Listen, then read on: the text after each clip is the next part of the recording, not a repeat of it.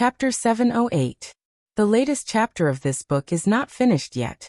For more exciting content, please scan the QR code below to download the app. Novels are updated at a faster rate. Millions of novels are free to read. Novels with content that can't be found online are all available here. At night, Gu Qingfeng came over. He would come here whenever he had nothing to do. During the 5 days when Gu Jiao and Gu Yan were staying at the State Preceptor Hall, he came 3 times, but all of them were empty. Fortunately, he didn't come tonight. Everyone in the family was asleep and the door was locked. He climbed over the wall and was almost stabbed to death by Gu Jiao. Gu Qingfeng looked at the red tasseled spear that was half an inch away from his chest and swallowed, saying, "No way? Why aren't you sleeping in the middle of the night?" Gu Jiao put away her spear and walked back to the central room, saying indifferently, "It's so late. Why are you here? You think I want to come?" Gu Qingfeng snorted, rubbing his heart that was almost scared to death, and walked into the room as if nothing had happened. He looked at the rooms with half-closed doors and said in a low voice, "Are you all asleep? Why are you so early? The theater business has just started." Gu Jiao sat down on the chair beside the square table. "Then why are you still here?" "I don't go on stage every day. If he went on stage every day, the drama would progress too quickly, and he would have nothing to sing." He really regretted not reading more of the stories written by the old chancellor. He finally understood the principle of regretting not having enough books when it was time to use them. "Did Gu Yan's surgery go smoothly?" Gu Qingfeng said as he sat down on the chair opposite Gu Jiao and asked seriously. "Let me make it clear that I'm not concerned. I'm asking on behalf of Xiaoheng." "It went smoothly," Gu Jiao said. "Really?" Gu Qingfeng's eyes lit up. "Gu Jiao, didn't you say that you don't care?" "Yes." Gu Jiao nodded. "You can go and see for yourself, but he might be asleep now." Gu Qingfeng's eyes flashed and he picked up the teapot to pour himself a cup of tea. He held it up and shouted, What's there to see?" Although she said that, her eyes kept glancing at Gu Yan and Gu Xiaoshuan's room. "Is there any news from my husband?" "What news could there be? He's being watched by the Han family. He's very cautious and hasn't been out recently. Fortunately, there was an eagle that could send them messages." "Will Gu Yan relapse in the future? Is he really cured?" "There shouldn't be a relapse." "What do you mean by should? As a doctor, I have to be careful with my words." Gu Qingfeng. "Last time, Gu Xiaoshan said that he wanted to eat the snacks from our theater. I brought them here. I'll bring them in for him." Having said that, he got up and walked calmly into Gu Yan and Gu Xiaoshuan's room. The weather was hot and the windows and doors were open. They had made mosquito-repellent incense at home, but Gu Yan couldn't sleep when he smelled it, so they could only cover themselves with a mosquito net. Gu Qingfeng's aura changed as soon as he entered the room. He tiptoed to the bed, holding the box of snacks in one hand, and quietly removing the clamps on the mosquito net with the other. He squeezed his head through the gap in the net. Then he saw a face facing him. The little ahog on the top of the head stood up, but the pair of eyes were calm and stern. Gu Qingfeng screamed and fell to the ground. It was really scary, okay? He pushed open the mosquito net and saw a head. It was like seeing a ghost. "Weren't you asleep?" Gu Qingfeng got up and patted the dust off his pants. This time, it was Gu Yan's turn to stick his head out of the mosquito net. His hand gripped the net tightly, otherwise the mosquitoes would fly in. It was even scarier now. It was as if there was a head on the mosquito net. The moonlight was so white that it made people feel gloomy. If Gu Yan wasn't so cute, Gu Qingfeng would have followed his survival instinct and kicked him. Gu Yan said innocently, "I was asleep, but I didn't fall asleep." "Gu Qingfeng." Gu Yan noticed the box in his hand. He didn't let the box fall to the ground when he fell just now. He had been holding it carefully. Gu Yan couldn't help but ask, "What's in the box?" "Snacks. I bought them for Gu Xiaoshan." Gu Qingfeng said casually and handed the box over. Gu Yan didn't take it. Instead, he said, "There are too many mosquitoes. Open it and let me see." Gu Qingfeng opened the box, revealing a layer of exquisite and tempting crab cakes. "Gu Xiaoshan doesn't like to eat this," Gu Yan said. Gu Qingfeng cleared his throat and said calmly, "If he doesn't want to eat it, you can have it." Gu Yan said, But I don't like to eat this either. Gu Chengfeng instantly exploded. Didn't you say you liked crab cakes last time? Do you know that the opera house hasn't made this in 800 years? I went all the way to invite the chef back. Oh. Gu Yan tilted his head and said, so it's for me. He emphasized the word yes. Gu Chengfeng almost choked to death. This brat. How could he test his own brother like this? What happened to being uneducated and incompetent? Do you want to ascend to the heavens by being so cunning? Then let me have a taste. Don't you have hands? Mosquitoes will fly in. I won't feed you. If you want to eat it yourself. I'm leaving. Hey, you said you'd only taste it once. You've taken your third bite. Don't shout. My sister won't let me eat it if she hears it. Gu Chengfeng. That night, Han received a secret summons from the Crown Prince's residence. The Han family was the Crown Prince's mother's family. Han didn't have to be secretive when he went to the Crown Prince's residence. Unless it was something important. Or to put it more bluntly, it was something shameful. Han met the Crown Prince in the Crown Prince's study. The Crown Prince was sitting behind the desk with the doors and windows slightly closed. There was incense burning in the room that could drive away mosquitoes. It was made by the State Preceptor Hall. This type of incense was divided into 3 grades. Only the royal family had the right to use the highest grade incense. It didn't smoke people, only mosquitoes. Crown Prince Han cupped his hands and bowed. Han Yi greets your highness. The Crown Prince raised his hand solemnly. Han Yi then saw the Crown Prince's tired face. Is there something troubling your highness recently? If it wasn't something serious, he wouldn't have called him to the Crown Prince's residence in the middle of the night. The Crown Prince sighed. I called you here so late to talk to you about Nangongli. Have a seat. I wouldn't dare. Han Yi bowed. Fine. The Crown Prince didn't force Han Yi. He said with a complicated expression. I know how Nangongli died. Han Yi was surprised. Your Highness knows? Then why did your Highness? The Crown Prince said. Why didn't you tell the Supreme Court and the Ministry of Justice? The Crown Prince said. I have difficulties that I can't say. Han Yi said solemnly. Han Yi is willing to share the Crown Prince's worries. The Crown Prince sighed. You must have heard that Nangongli went to Zhao country a few months ago. Han Yi didn't say anything. The Crown Prince said. That's right. I let him go. This matter is too dangerous. I don't want to involve the Han family, so I found the Nangong family. He was explaining that he didn't trust the Nangong family more. It was just that the task was too dangerous. As for whether Han Yi believed it or not, it was up to him. The Crown Prince continued. Nangongli went to assassinate someone. Unfortunately, the mission failed and one of his arms was cut off. He went to Xia country to assassinate someone and failed the assassination? Han Yi was puzzled. The person he went to assassinate was Xiao Lulang. Han Yi was stunned. After a while he asked, why did your highness want to kill Xiao Lulang? Because he was.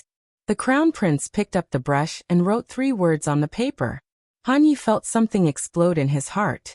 How could he? The Crown Prince said. So you understand why I must kill him. Han Yi's heart was in turmoil.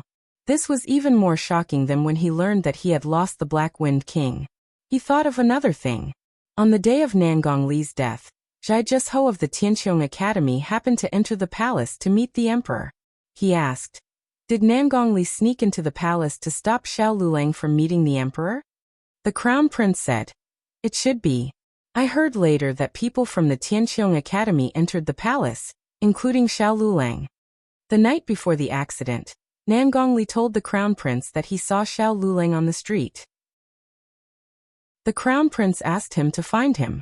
Nangongli did find him the next day. However, before he could report to the Crown Prince, he went to the palace to assassinate Xiao Lulang.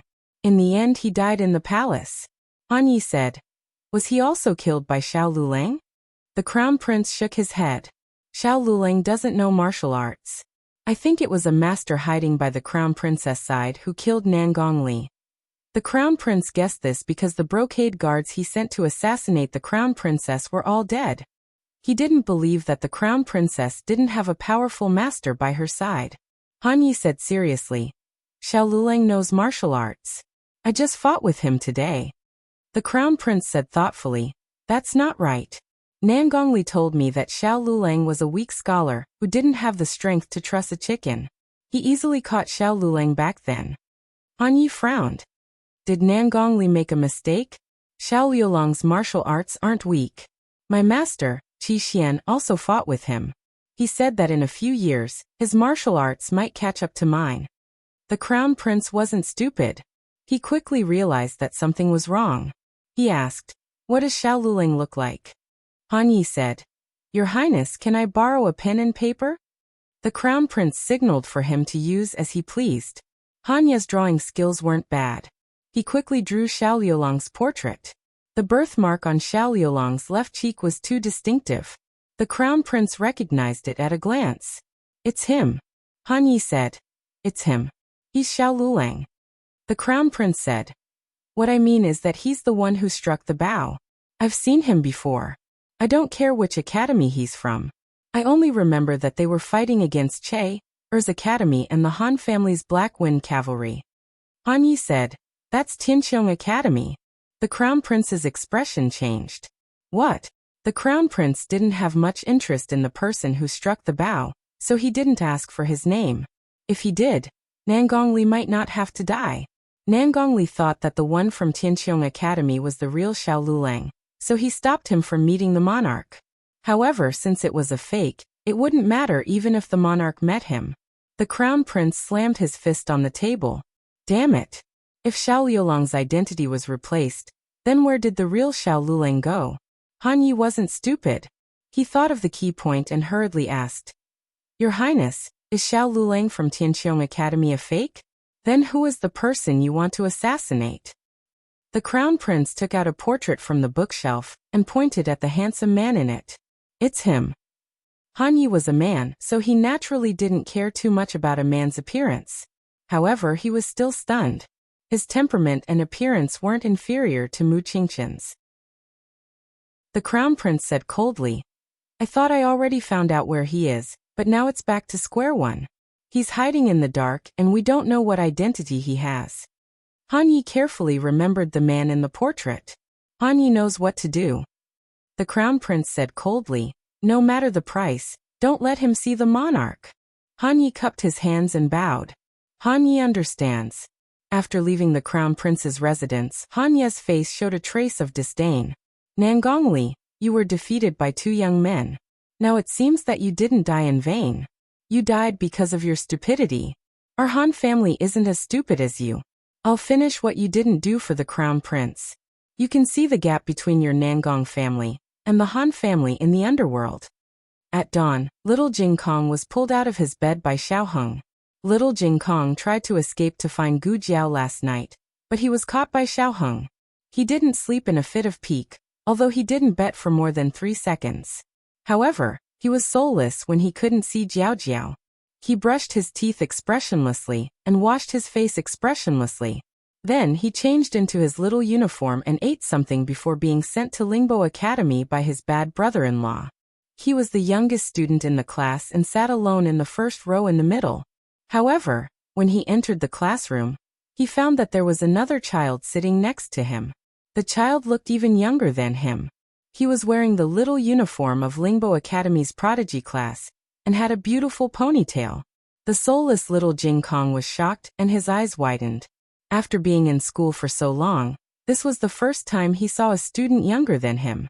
It was pink and chubby, and looked like it was easy to bully. He wanted to scratch his ponytail. Who are you? Little Jing Kong asked. I'm. She pointed at her fingers and said in a childish voice, I'm Light Shui. Little Jing Kong said, Light Shui? That's a girl's name. The little princess said, I'm a girl. The little princess was used to being an elder and had rich experience in dealing with adults, but she had never played with children of her own age. She was a little nervous and didn't know what to do.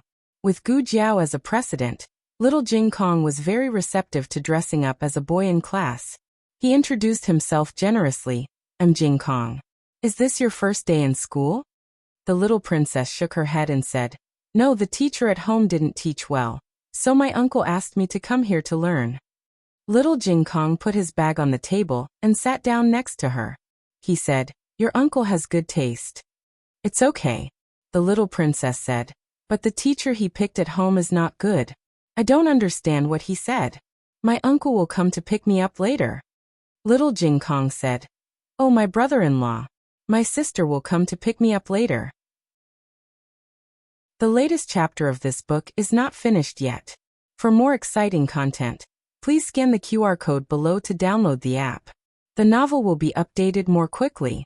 Millions of novels will be read for free. There are all kinds of novels that can't be found on the internet. https://www.zhhbqg.com/89642_8964286/1071456163. HTML Genius memorized the website's address. www.zhhbqg.com Bikugo mobile reading website. Chapter 709. Please scan the QR code below to download the app for more interesting content. The novel was updated at a faster rate. Millions of novels were read for free. All the novels that could not be found online were available here. Anyway, it was not their parents who came to pick them up. No one won. Soon, Teacher Lu from the gifted class came to teach the students. It was probably because the monarch had instructed that Teacher Lu did not pay too much attention to the young commandery princess. He only introduced her as a new student to the children. Her name was Yan Shui. Of course, it was an alias. Light Shui and Yan Shui were only one character apart. But when the latter was mentioned by the teacher in a serious and calm manner, no one was sure that it was a girl's name. There were 3 reasons. Firstly, there was a boy called Mo Hanxue in the class. Secondly, no one except Jing Kong would think of a girl disguising herself as a boy. Thirdly, and most importantly, the little princess was too naive when she introduced herself to little Jing Kong. She was obviously a girl who could be easily bullied. Little Jing Kong felt that a real man should be like him. He should puff out his chest, straighten his back, look resolute, and emit a masculine aura. Teacher Lu said, "Jing Kong, why are you blocked by books again?" His height dropped to 2.8 centimeters in an instant. Little Jing Kong silently moved the 3 books in front of him away. This was the disadvantage of being too small. The table was taller than the person. In fact, the little princess was small too. But she was a princess. She was not here to learn, but to experience life. Teacher Lu would not be too strict with her. Mainly because he did not dare to. It was the first time the little princess was with so many children. It was different from her previous experience. The learning atmosphere was also very different. Most of the students in the Imperial Academy were relatives of the king. There were some who were serious about learning, but there were also some who were just there to pass the time. The gifted class students were not there to pass the time. At least, there were none before today. They had gone through a strict selection process. They had to be intelligent to enter the class. The little princess was the only one who entered the class through the back door. The first one was her father, Yin Shanjun. Even little Jing Kong didn't enter the gifted class immediately after receiving the admission papers. He only got in later. The young Canton princess felt that this class was very interesting, more interesting than the Imperial Academy. She decided to study hard and become the most intelligent young lady in Shang Dynasty. She took out her books and the small brush that her uncle the monarch had given her. She began to write seriously. The morning passed.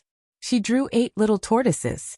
Little Jing Kong, on the other hand, studied diligently for the whole morning.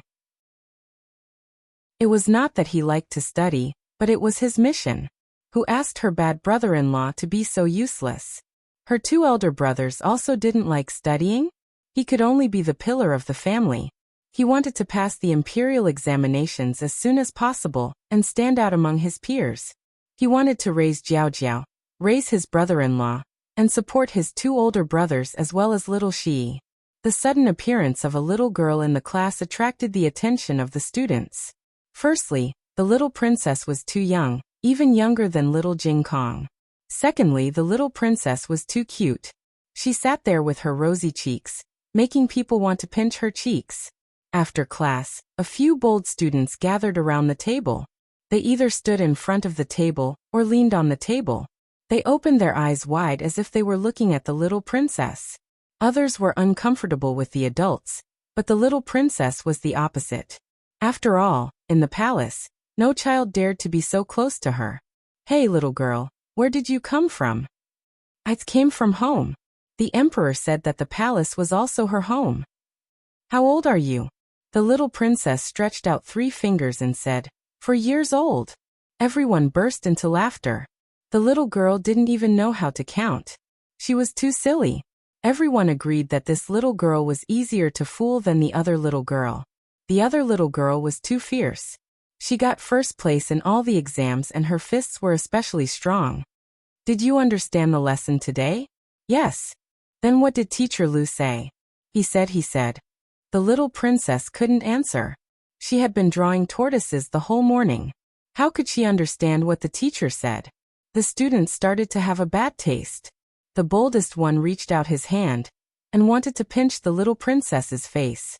The little princess had rich experience in dealing with adults, but she was very confused by children. She didn't know what to do. She just stared blankly at the hand that was about to pinch her little face. Suddenly, a small, meaty hand with distinct joints grabbed his classmate's wrist. "What are you doing?" The owner of the small hand asked domineeringly. The 9-year-old classmate who was caught was terrified. He stammered, "No, nothing."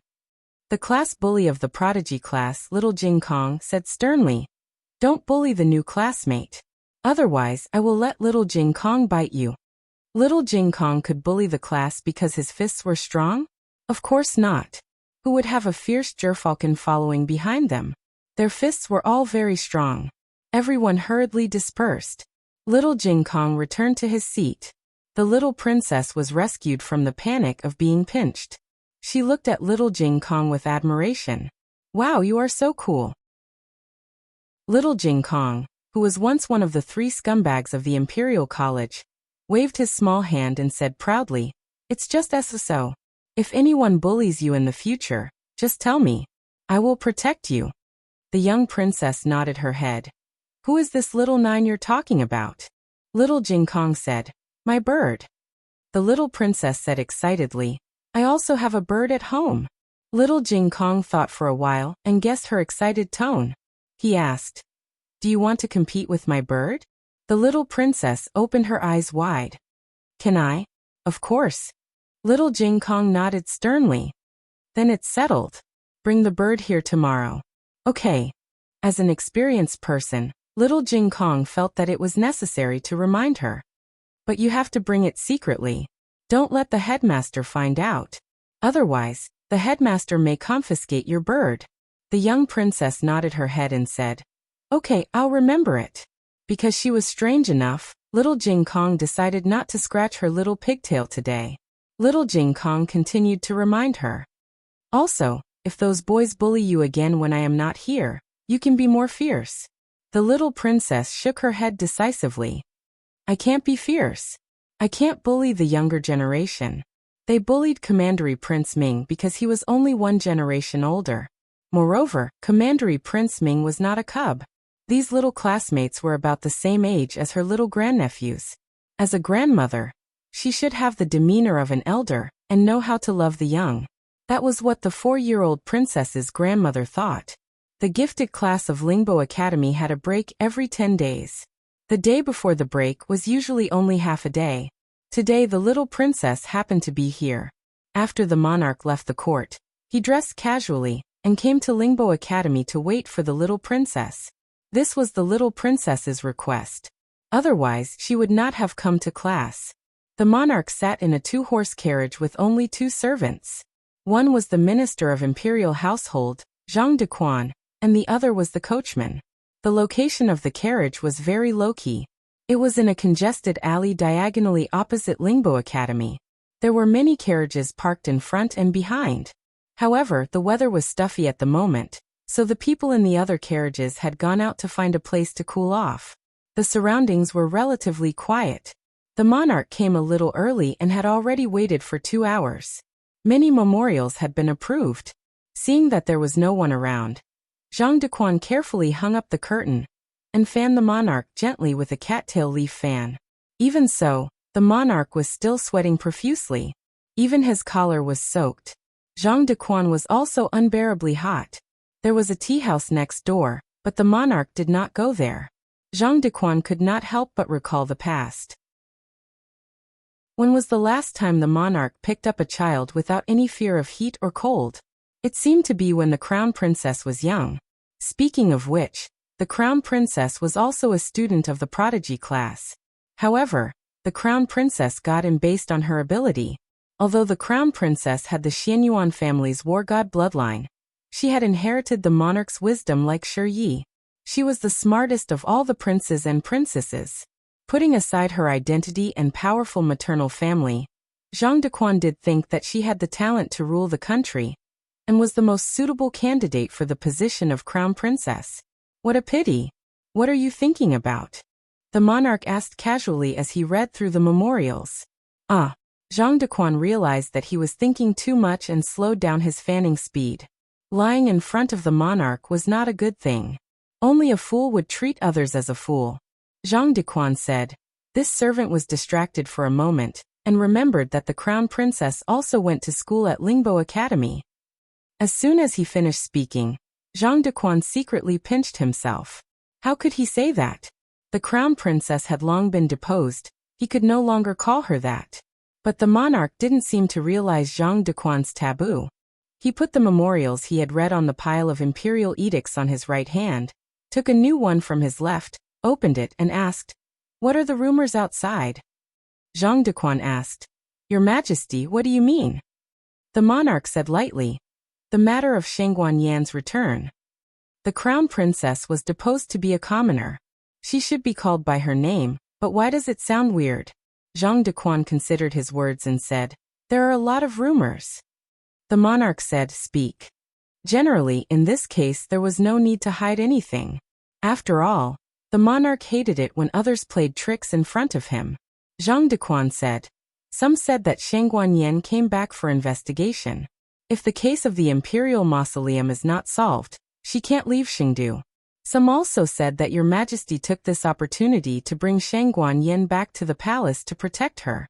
When the assassin is executed, she will be sent back to the imperial mausoleum." The monarch looked at the memorials and said, "Is there more?"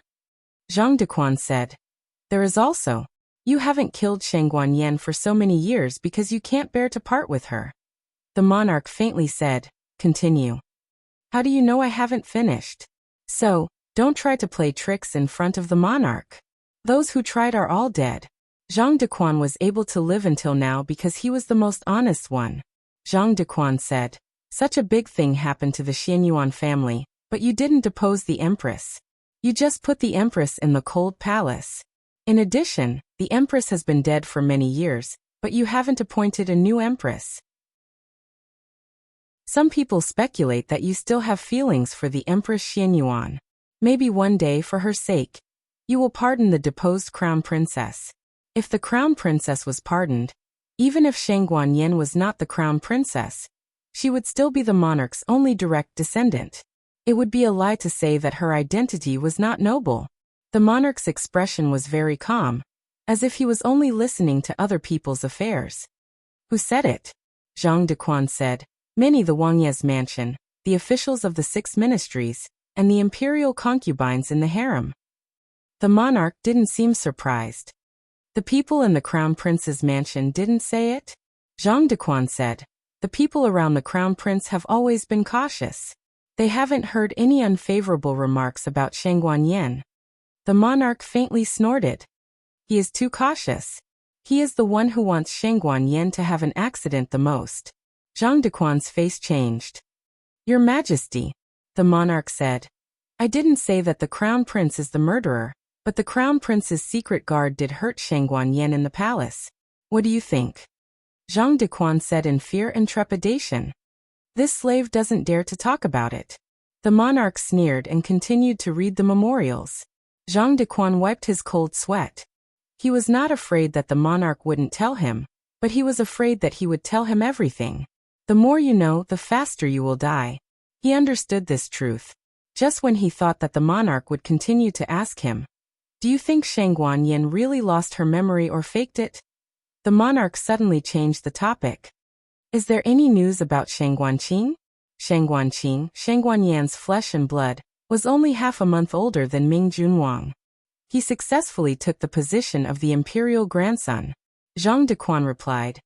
No, I heard from the little palace made in the imperial mausoleum that His Royal Highness Zhongsun went on a tour and won't come back for half a year. The monarch didn't speak again. The monarch loved that child very much. Although the blood of the Xianyuan family flowed in the child's body was weak. The state preceptor said that he wouldn't live past 20 years old. Such an imperial grandson who was destined to die young could not become a puppet of the Xianyuan family. Maybe because of this reason, the monarch treated Shang Guanqing purer than other children. When Shang Guanqing was young and wanted to follow the crown princess to the imperial mausoleum, the monarch was very angry. The monarch really liked that child more than he liked the little princess. Digression. Today, I went to the hospital and finished the surgery that was postponed for a month. The doctor told me to rest more. I have to lie down every time I write, so it's very slow. I'll get up tomorrow to write. Everyone, come and read it in the afternoon. It's not a very serious surgery. You don't have to worry. You don't have to feel sorry for me. This is what I should do. Many people are working hard for their lives. But it's true that it's also a trauma to the body, so the psychological and physical state needs to be adjusted. Then, I have to get infusion every day. I can't write for a few hours. The update time may not be fixed. The latest chapter of this book is not finished yet. For more exciting content, please scan the QR code below to download the app. Novels are updated faster. Millions of novels are free to read. Novels with connotations that can't be found on the internet are all available here. https://www.zhbqg.com/89642_8964226/1071261330. HTML Genius remembers this site's address in a second. www.zhbqg.com Bikugo mobile version reading website. Chapter 710. Please scan the QR code below to download the app for more exciting content. Novels are updated faster. Millions of novels are free to read. Novels with content that can't be found on the internet are available here. After the morning class ended, the children came out one after another. Zhang Dequan stood at the east side of the courtyard and carefully looked at each child who came out. Strange, so many children came out, but why didn't he see the little princess? Did something happen to her? It couldn't be. He had talked to Master Lu of the gifted class and told him that it was the emperor's verbal order to take good care of the little princess. A teacher from the academy wouldn't ignore the emperor's verbal order. Zhang Dequan waited for a long time while the little princess in the classroom was slowly putting away the books. She had never done such a thing. She didn't bring books to class, and the grand tutor would give them to her. When she left, the palace maids would tidy them up for her. But when she came here, she had to do everything by herself. She was in a hurry and didn't know which book to start with. Fortunately, her deskmate was also tidying up. Otherwise, she would be the only student in the classroom, and she would be very stressed. Master Lu sat on the podium and supported his chin with one hand. His head was nodding, and he almost fell asleep. Little Jing Kong was too slow in tidying up, and Master Lu started to doubt his life. Now Master Lu had found a way to deal with it. You tidy up your books, and I'll sleep on mine. Little Jing Kong tidied up the last book slowly, and it was already 15 minutes after school ended. He looked at the desk that looked like a big car accident scene and asked, "Why haven't you tidied it up yet?" The little princess was at a loss. "I don't know how to." Master Lu almost pecked off the podium like a chicken pecking rice. He successfully woke up and saw that little Jing Kong had finished tidying up, and only the little princess was left. He immediately became energetic, and was about to get up to help the little princess pack her books. However, he heard little Jing Kong say, "I'll teach you." Master Lu's heart skipped a beat, and he had an ominous premonition. Before he could stop it, Little Jing Kong had poured out the books that he had tidied up with much difficulty. Master Lu's heart collapsed. Let go. Let me do it. Little Jing Kong had arranged his books exactly like the scene of the car accident on the young princess's table. Even the angle of the Analects of Confucius on the three-character classic was exactly the same. Because the young princess's table was too messy, it took Little Jing Kong a quarter of an hour just to restore the scene. Little Jing Kong placed the bag on his left side. The opening of the bag was facing the books, and he taught them methodically. Now open the bag like me. I'll put one book in, and you put the other one in. Okay. The young princess imitated Little Jing Kong and opened the bag. She did not play beautifully enough, and the four corners were not neat. Little Headroom adjusted it for her. The corner of Master Lu's mouth twitched. Don't you know how messy your bag is? How could he still have the nerve to teach the little princess? Master Lu smiled. Light Shui, can I help you clean it up? Little Jing Kong said lightly. Why didn't you help her eat? You should do your own things. This is what you taught us. Master Lu was speechless. What a rebellious disciple. First put in the 1,000-character classic, then put in the Analects of Confucius. Little Jing Kong's ability to store books was negative. His packing was messy, but he looked very serious and experienced. The young princess looked at the bulging bag of books that were scattered all over the place. She vaguely felt that it was different from the way the palace maids packed. However, Little Jing Kong's mysterious confidence made the young princess feel that perhaps this was the correct way to store books. Master Lu took another nap. He wiped the saliva from the corner of his mouth with his sleeve and said drowsily, Are you done? Let's go, right? Then he heard Little Jing Kong say to the young princess, Okay, I taught you step by step. Now you can store them yourself. After saying that, the young princess poured out all the books with the help of Little Jing Kong. Master Lu fell on the podium with a thud. He looked at the ceiling beam helplessly. Someone come and kill me. School was over at the Kanglin Women's Academy. Xiao Heng came to the Lingbo Academy to pick up Jing Kong. It was a few hundred steps from the Lingbo Academy. He walked over at a normal speed, but Little Jing Kong hadn't come out yet. He was used to it. Little Jing Kong didn't dawdle like this every day. He would only dawdle for revenge when he protested that he couldn't find Gu Jiao. Xiao Heng never rushed him or scolded him afterwards. Children were like this. The more you cared about them, the more they knew that their actions would affect you. Xiao Heng waited patiently at the gate of the academy. Zhang Dequan was on the east side and he was on the west side. There was only a passage through the gate between them. There were thousands of students in the Lingbo Academy. When it was time for lunch or school, the gate would be flooded with people. However, even though there were so many people blocking his view, and even though Zhang Dequan had to pay attention to the young commandery princess, Zhang Dequan still inadvertently saw Xiao Heng across from him. Xiao Heng was wearing the uniform of the Kanglin Academy. He wore a veil that covered most of his face. Zhang Dequan was a eunuch. He looked at women as if they were flowers in the imperial garden. No matter how beautiful they were, he didn't want to take a second look. However, he didn't know what happened today. He looked at that student several times. Was it a student? He was wearing the uniform of the Kanglin Women's Academy.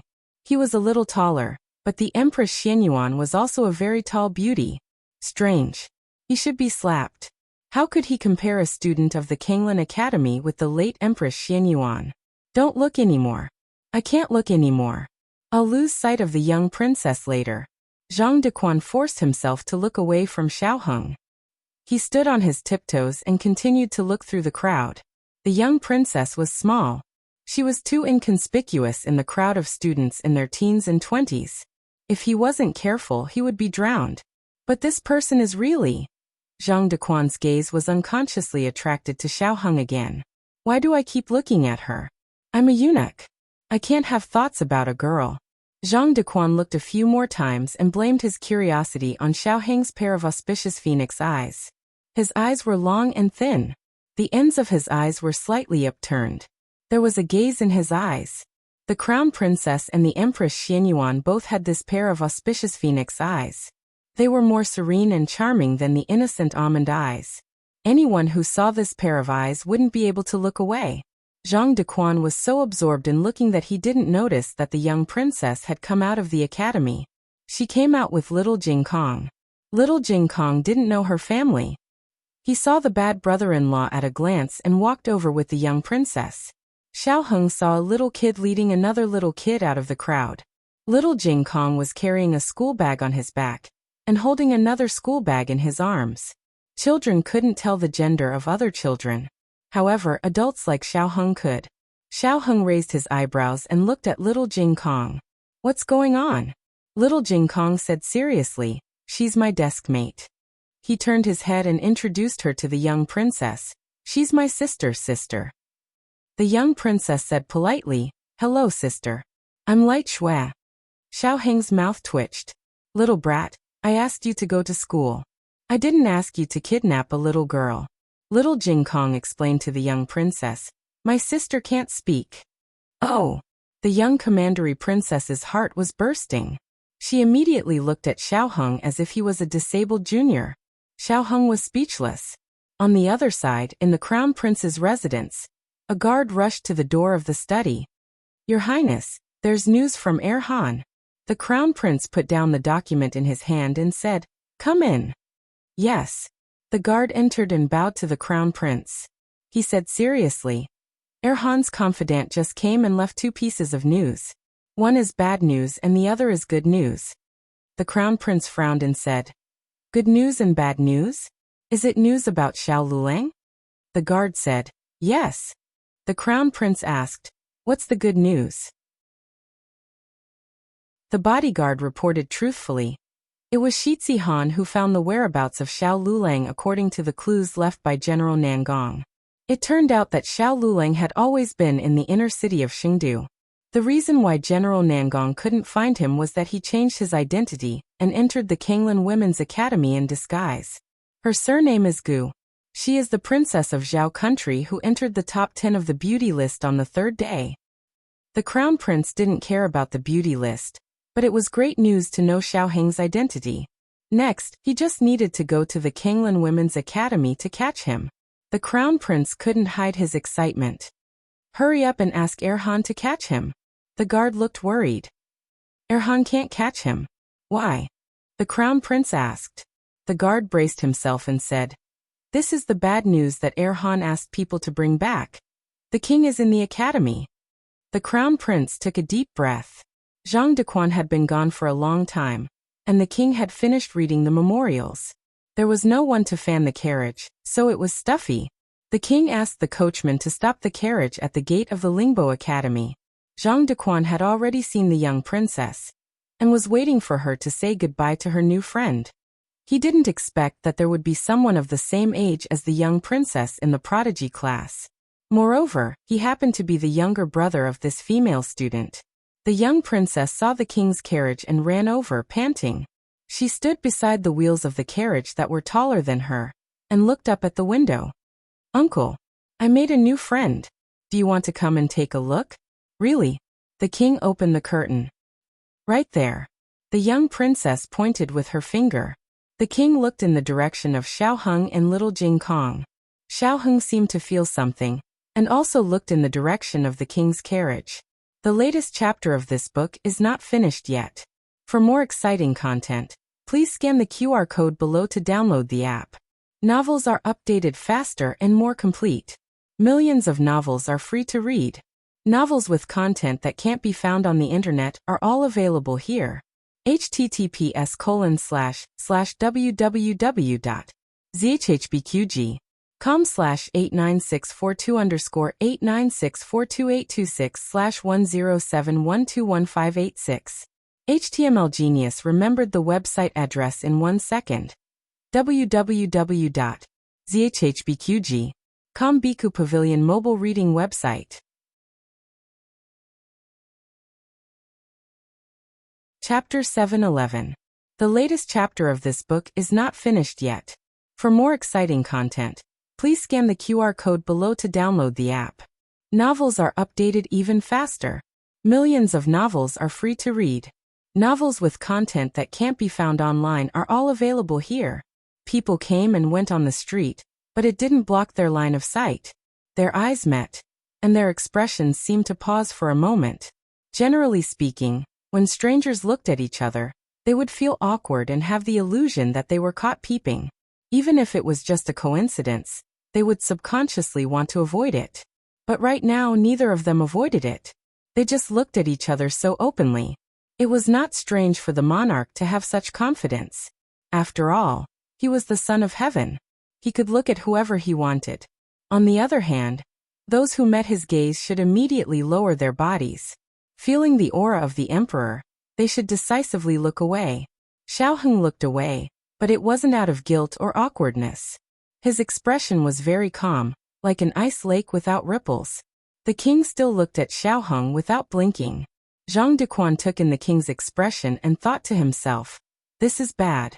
He forgot that the king and Empress Xianyuan had met at the gate of Lingbo Academy. Empress Xianyuan loved bulls, and Lingbo Academy had the largest bulls field in Sheng City. Empress Xianyuan came here almost every few days. The king studied at Lingbo Academy.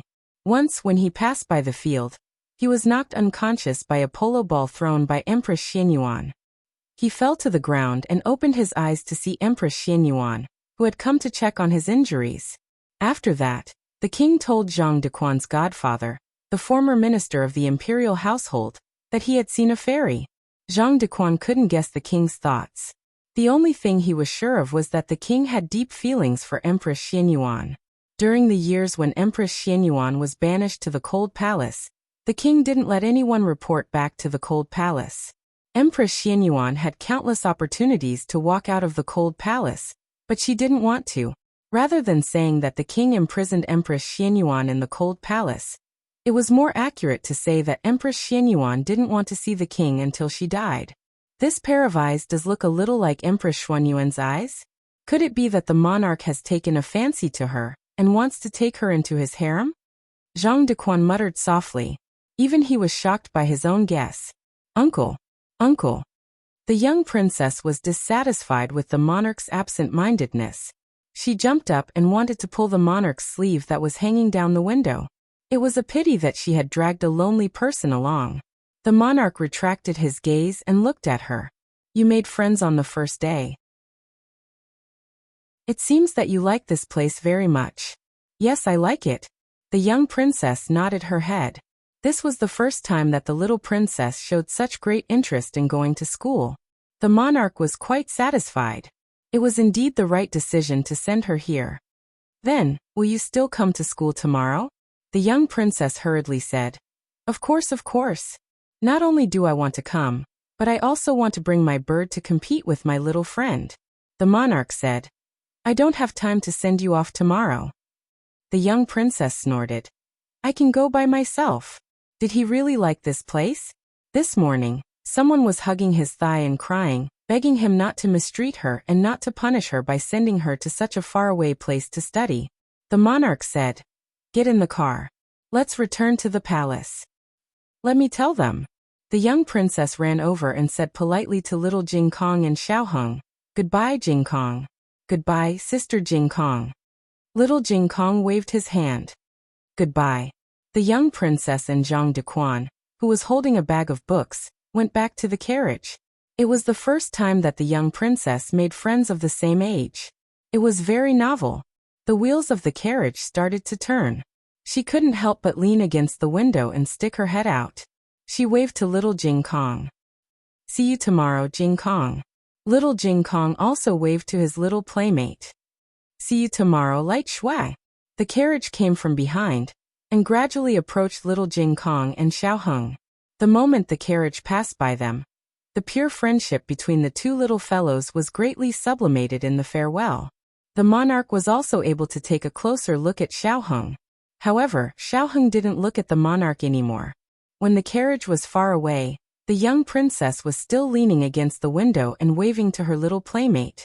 The monarch's eyes were still looking in the direction of Lingbo Academy. Zhang Dequan felt goosebumps all over his body.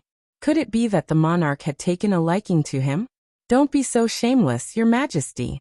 She is your niece's classmate's sister. Zhang Dequan braced himself and asked, Your Majesty, the Ministry of Rites seemed to have asked a few days ago. Are we still not going to arrange the selection this year? Yes. The monarch responded in a deep voice. Zhang Dequan secretly sighed in relief. The monarch's response was so straightforward. He probably didn't have any thoughts. She was just a student of Kanglin Academy. She had nothing to do with him. Why should he worry about her? After the monarch and the young princess left, Xiao Heng held little Jing Kong's hand and went back to Kanglin Academy next door. Crown Prince Han walked out of a room on the second floor of a tea house near Lingbo Academy. He was about to go to Kanglin Academy to catch Nangong. Suddenly, a Han family guard stopped in front of him. He jumped off the horse and reported, "Crown Prince, Old Master wants you to go back. He has something important to discuss with you." Old Master, the current head of the Han family, was Han Ye's grandfather. Han Ye looked at Xiao Heng's back and frowned. "You're lucky." Han Ye went back to the Han family without stopping. The Han family held a solemn family meeting. Old Master Han, the 5 elders of the Han family, his father and second uncle were all present. They were discussing how to divide the military power of the Nangong family. As the successor of the Nangong family, Nangong Li's death caused an irreparable blow to the Nangong family. Although Old Master Nangong was still alive, he was old. Nangong Li's eldest brother was useless. There were only a few outstanding sons and nephews. However, the Han family added fuel to the fire and caused some internal strife. In short, the Nangong family was now in a mess. If they didn't take this opportunity to divide the military power, it would be difficult to shake them after the Nangong family passed through this crisis. As a junior, Han Ye didn't have much right to speak in front of his grandfather and the elders. He just listened quietly. He didn't participate to give advice. As the future successor of the family, he had the right and obligation to know about any changes in the family. Old Master Han and the elders had different opinions. One side wanted to take action now and directly apply to the emperor to transfer the Han family's children to take over Nangong Li's position in the military. The other side wanted to wait and see. They wanted to let the Nangong family recommend their own children first. They would secretly trip them up and make them realize that the Nangong family had no successor. Then the Crown Prince would ask for the Han family's permission. Crown Prince Han thought, "What's the use of this internal strife now? If the Crown Prince's position couldn't be maintained, not to mention the military power of the Nangong family, the Han family would also have to give up." Han Ye was a calm person. He didn't reveal the matter of Xiao Lulang just because he thought they were wrong. After 4 hours, the elders argued until their spit flew everywhere. In the end, they didn't come to a conclusion. They decided to continue arguing tomorrow. After all the elders left, Han Ye returned to his own courtyard. His trusted guard carefully walked over and reported in a low voice, "Crown Prince Sir Xiao, who serves the Crown Prince, has come. He wants you to go to the Crown Prince's residence tonight." Han Ye avoided everyone's gaze and went to the Crown Prince's residence. It was the middle of the night, but the Crown Prince was still awake.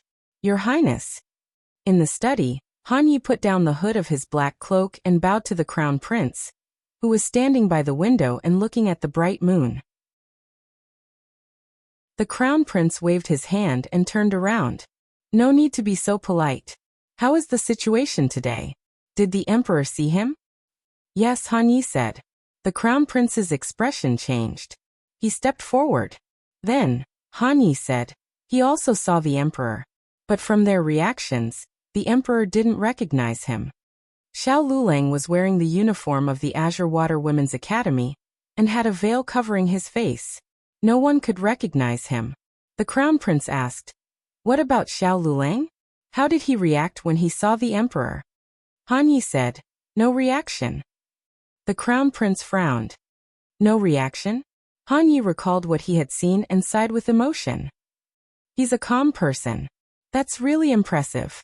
How powerful was the Emperor's aura? There were only a few people who could look the Imperial advisor in the eye without fear."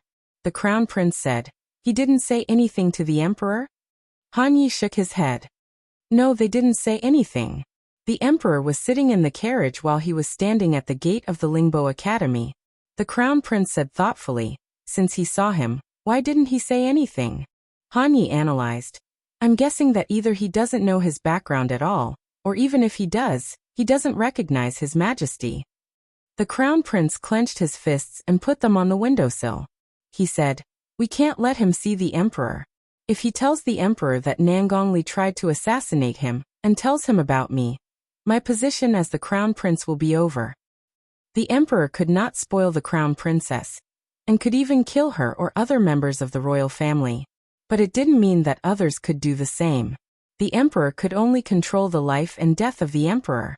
Han Yu was surprised. "How can it be? You are the crown prince." The crown prince sneered. "Shang Guanyin used to be the crown princess. Did you see the emperor show mercy to her? He didn't show any mercy when he deposed her. My father is the most ruthless. Also, don't forget that Lord Ling, Lord Su and Lord Li are all eyeing the position of the crown prince. None of my brothers are easy to deal with. If I allow them to catch even the slightest mistake, I will end up with my body smashed to pieces." Han Yi fell into silence. The crown prince looked at the bright moon in the sky. "Yi." Han Yi bowed. "Your Highness," the crown prince said softly, "I want him to not be able to see the sunrise tomorrow morning." In the imperial palace, the young commandery princess, who had been making a fuss for the entire day, finally went to bed. The emperor's bedroom regained its usual silence. The young commandery princess was favored by the emperor.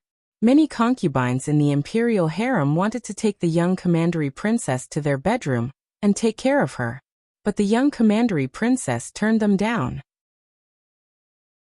The young commandery princess looked stupid, but she was more sensitive than most children because she didn't have a mother since she was a child. She could feel that in this imperial palace, only her uncle, the emperor, really liked her, the kind that didn't have any ulterior motives. So she was only willing to stay in the emperor's bedroom. Her small bed was right next to the emperor's bed, covered with her favorite pink curtain. The emperor sat behind the desk and read the memorials. Hearing her even breathing, he was in a trance for a moment. Zhang Dequan carefully turned the wick a little brighter. This was the 8th time the emperor was in a trance. He had been like this since he came back from the Lingbo Academy. Zhang Dequan didn't dare to expose him, let alone ask. He could only remind him in a low voice, "Your Majesty, it's late. You should rest." The emperor asked, "What time is it?" Zhang Dequan replied, "It's almost midnight." The emperor put down the memorial. "I'm going out for a walk." Zhang Dequan didn't have the courage to stop him. He could only carry the lantern and leave the palace with the emperor. The emperor went all the way to the cold palace. He stood in front of the dilapidated cold palace door and didn't speak for a long time. Zhang Dequan thought to himself that it was that female student who ruined things today. The more he thought about it, the more he thought about it. That pair of phoenix eyes looked more and more like Empress Xuanyuan's eyes. Zhang Dequan's face was full of bites. He held the lantern in one hand and fanned the emperor with the other. The cold palace was overgrown with weeds and mosquitoes were very poisonous. It was terrible to be bitten. However, the emperor didn't seem to notice that he had been bitten several times. He just stared at the door of the cold palace, as if hoping that Empress Xianyuan would still walk out. But how could that be possible? From the moment you wiped out her entire clan, she would never come out to see you again. Zhang Dequan could only mutter a few words in his heart. He didn't dare to say anything on the surface. "Your Majesty, there are too many mosquitoes here. You have to take care of your dragon body." "Who is it?" Halfway through Zhang Dequan's words, the sound of breaking branches suddenly came from the cold palace. The emperor shouted sternly. Zhang Dequan was stunned. The emperor quickly stepped forward and pushed open the door of the cold palace. However, he only saw a figure jumping out of the wall. "Protect the emperor." Zhang Dequan hurriedly spread out his hands and stood in front of the emperor. The emperor said calmly, "She has already left." Zhang Dequan thought and said, "That person's back view is a little familiar." The emperor said, "Shang Guanyin. Was she the crown princess?" It wasn't strange that she was the crown princess. She was watched during the day and could only sneak out at night to remember Empress Xianyuan. She went that way. Send someone to take a look. Yes. Zhang Dequan called the palace guards nearby and asked them to catch up and take a look, but don't alert the enemy. After a while, several people came to report, and the leader said, The crown princess drilled a dog hole out of the palace. The emperor's face became very interesting. He gritted his teeth and said, "Drilled a dog hole? Sheng Guanyan, you really give me face." Zhang Dequan wiped the cold sweat off his forehead. "Crown princess, do you still remember that you are a crown princess? Even if you have amnesia, you shouldn't let yourself go like this." "Your Majesty," Zhang Dequan said in his heart. "Should I take people to catch her?" The emperor's eyes were cold. "Prepare the carriage. I want to see what kind of trouble she wants to cause this late at night." The latest chapter of this book is not finished yet. For more exciting content, please scan the QR code below to download the app. Novels are updated faster. Millions of novels are free to read. Novels with connotations that can't be found on the internet are all available here. https://www.zhbqg.com/89642_896/10710538 HTML Genius remembered this site's address in a second. www.zhbqg.com Bikugo mobile version reading website.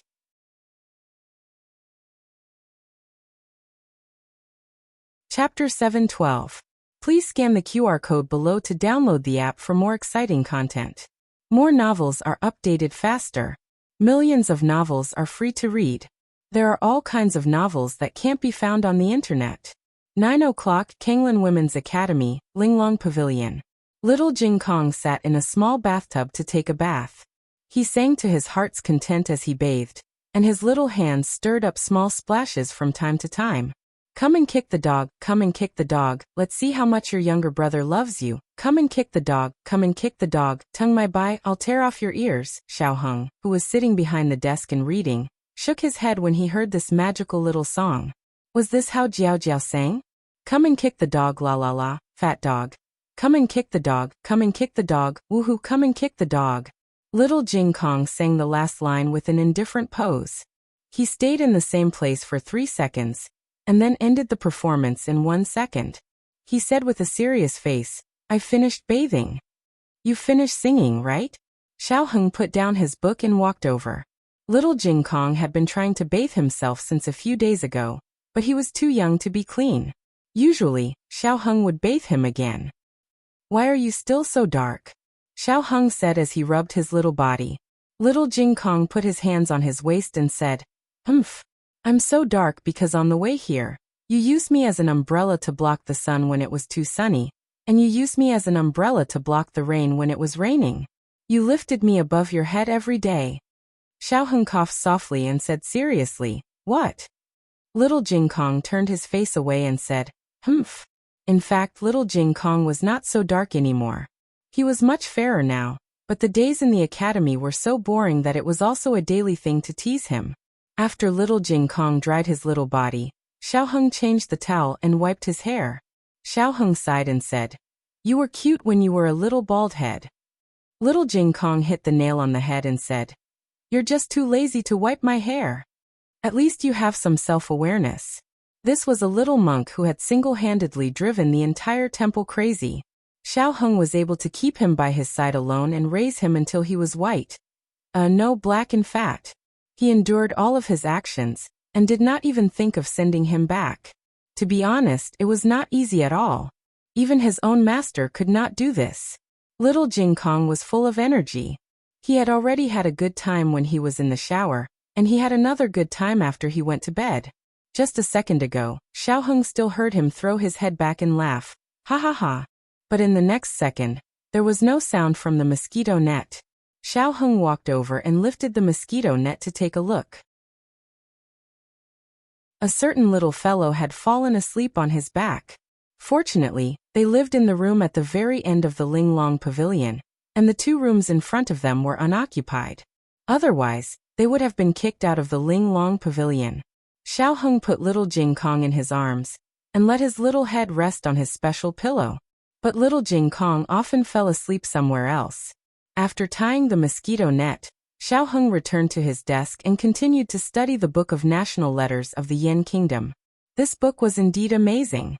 No wonder it was regarded as one of the 6 great books of national letters. He could imagine what kind of development it would bring to the Zhao kingdom if he thoroughly understood it and applied its theory to the Zhao kingdom. One of the 6 great books of national letters was already so amazing. He wondered what the other 5 books would be like. Xiao Heng was so engrossed in reading that he forgot to eat and sleep. He was completely unaware that a black shadow had quietly sneaked into the Lingbo Academy in the night. This assassination was carried out by Han Yi himself. Han Yi wore a black suit and covered his face, only revealing a pair of eagle-like eyes.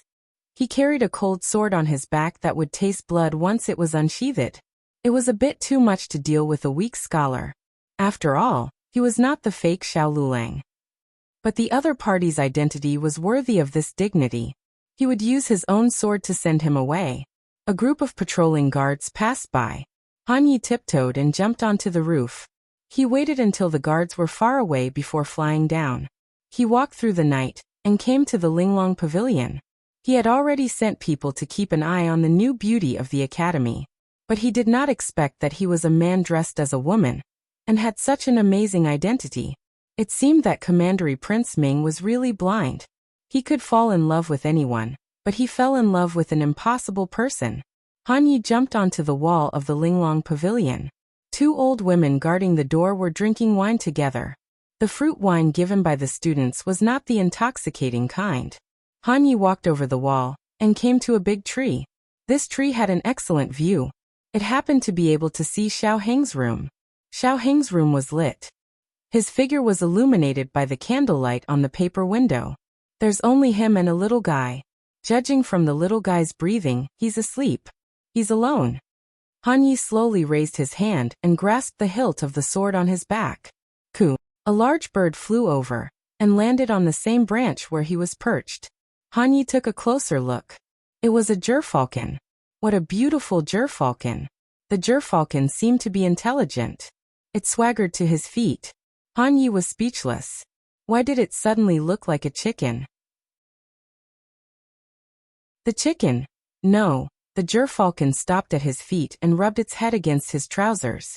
Han Yi was slightly surprised. Was this gerfalcon so close to people? Han Yi had captured a few gerfalcons and planned to tame them as his pets. But they were ferocious and harder to tame than the Black Wind Cavalry. In the end he had failed. But this gerfalcon in front of him might be able to do it. Han Yi reached out his hand slightly. But he was very cautious and did not touch its head immediately. The gerfalcon tilted its head and looked at him innocently. It was not aggressive at all. Han Yi's courage finally grew. He stroked its head. The gerfalcon obediently let him touch it. He smiled contentedly. It seemed that he and this gerfalcon were destined to be together. Well, you're mine from now on. Han Yi patted the bird to its heart's content. At that moment, something strange happened. The obedient gerfalcon suddenly opened its beak and pecked at his wrist. If Han Yi had not pulled back his hand fast enough, it would have bitten off his tendons. But even so, it still succeeded. It tore off a piece of flesh from his wrist. Han Yi was stunned. What was going on? Even a bird was so cunning nowadays? Han Yi had never expected that he, the #1 expert of his generation in Sheng City, would be injured by a bird. Who would believe him? Han Yi hit it with his palm. But it was too late. Xiaojiu had already flown away. As it flew it shouted, "Cluck cluck cluck cluck cluck." Han Yi almost fell from the tree. Are you an eagle raised by a chicken? There's movement over there. Not far away, the patrolling guards heard Xiaojiu's cry. Little Nine, this eagle, was quite famous in the academy's patrol team. Thieves had entered the academy a few times, and each time, they were discovered by it. Once it cried out, the guards would guess whether or not another thief had sneaked into the academy. Han Yi was furious. He had never thought that his plan would be ruined by an eagle. He had to leave temporarily. But tonight was still long. He would always seize the opportunity. Han Yi waited until it was midnight. On the other side, the emperor was riding a carriage out of the palace. He still only brought a coachman and Zhang Dequan. The carriage didn't go fast. After all, Sheng Guanyin didn't have a horse. She walked on her 2 legs. In order not to alert the enemy, the carriage followed from a distance. The imperial palace has a total of 5 doors. That refers to entering from the main door and going out from the cold palace. It's just a distance of one wall. The emperor's face was very ugly. Zhang Dequan didn't dare to breathe. He previously thought that the deposed crown princess was in the cold palace to remember Empress Xianyuan, but it turned out that she was just trying to get out of the palace through the dog hole. Shangguan Yin was wearing civilian clothes brought from the imperial mausoleum. She had been imprisoned in the imperial mausoleum for many years. Her food and clothing were no different from those of the commoners. Judging from her clothes, she was just an ordinary civilian woman. She didn't even have a decent pearl hairpin on her head. Her shoes were also broken. Zhang Dequan could see the holes in her heels. Zhang Dequan looked sad. It was easy to go from frugality to extravagance, but difficult to go from extravagance to frugality. The crown princess fell from the clouds one day. The pain and torture she suffered was not something that ordinary people could imagine. Zhang Dequan secretly glanced at the emperor. It was said that the imperial family was the most ruthless. He was not sure if the emperor had the so-called father-daughter relationship in his heart. He just watched the emperor's face become more and more ugly, and his eyes become colder and colder. When there was no curfew in the inner city, the scene at night was very prosperous. Several street shops would stay open all night. Sheng Guanyin came to a noisy street. It seems that she went to the carriage shop. Zhang Dequan said, "Keep up." The emperor said in a deep voice. The coachman drove the carriage and stopped it directly opposite to the carriage shop. This carriage was unremarkable, and no one would be able to tell that the monarch of a country was sitting inside. Sheng Guanyin went in for a while, and came out with a horse in her hand. The emperor frowned. She knows how to buy a horse? Where did she get the money? When the crown princess was imprisoned in the imperial mausoleum, she was not allowed to take away anything valuable. Even the pearls on her shoes were taken away. Zhang Dequan went to the shop and asked. When he came back, his expression was indescribable. "What's wrong?" the emperor asked in a deep voice. Zhang Dequan tremblingly handed over a gem that he had redeemed to the emperor. The emperor felt that the gem was very familiar. "This is," Zhang Dequan embarrassedly said. It should be from the coiling dragon pillar at the entrance of your palace, the dragon eye." The emperor was so angry that he fell backwards. Blind the emperor's dragon eye. "Sheng Guanyin, you are courting death." Zhang Dequan trembled. Do you want to catch Sheng Guanyin?" The emperor spent a lot of effort to resist the urge to slap Sheng Guanyin to death. He gritted his teeth and said, "Continue to follow her. I want to see what medicine she is selling in her gourd." What should Zhang Dequan do? Continue to follow her. Zhang Dequan silently held the quick-acting heart-relieving pill in his hand. The group of people continued to follow her. Not long after, Sheng Guanyin entered another auction house. This was one of the most famous auction houses in Chengdu. Anything can be traded here. There was nothing they didn't dare to buy and sell, only things that the guests couldn't afford. This time, Sheng Guanyin went in for a long time.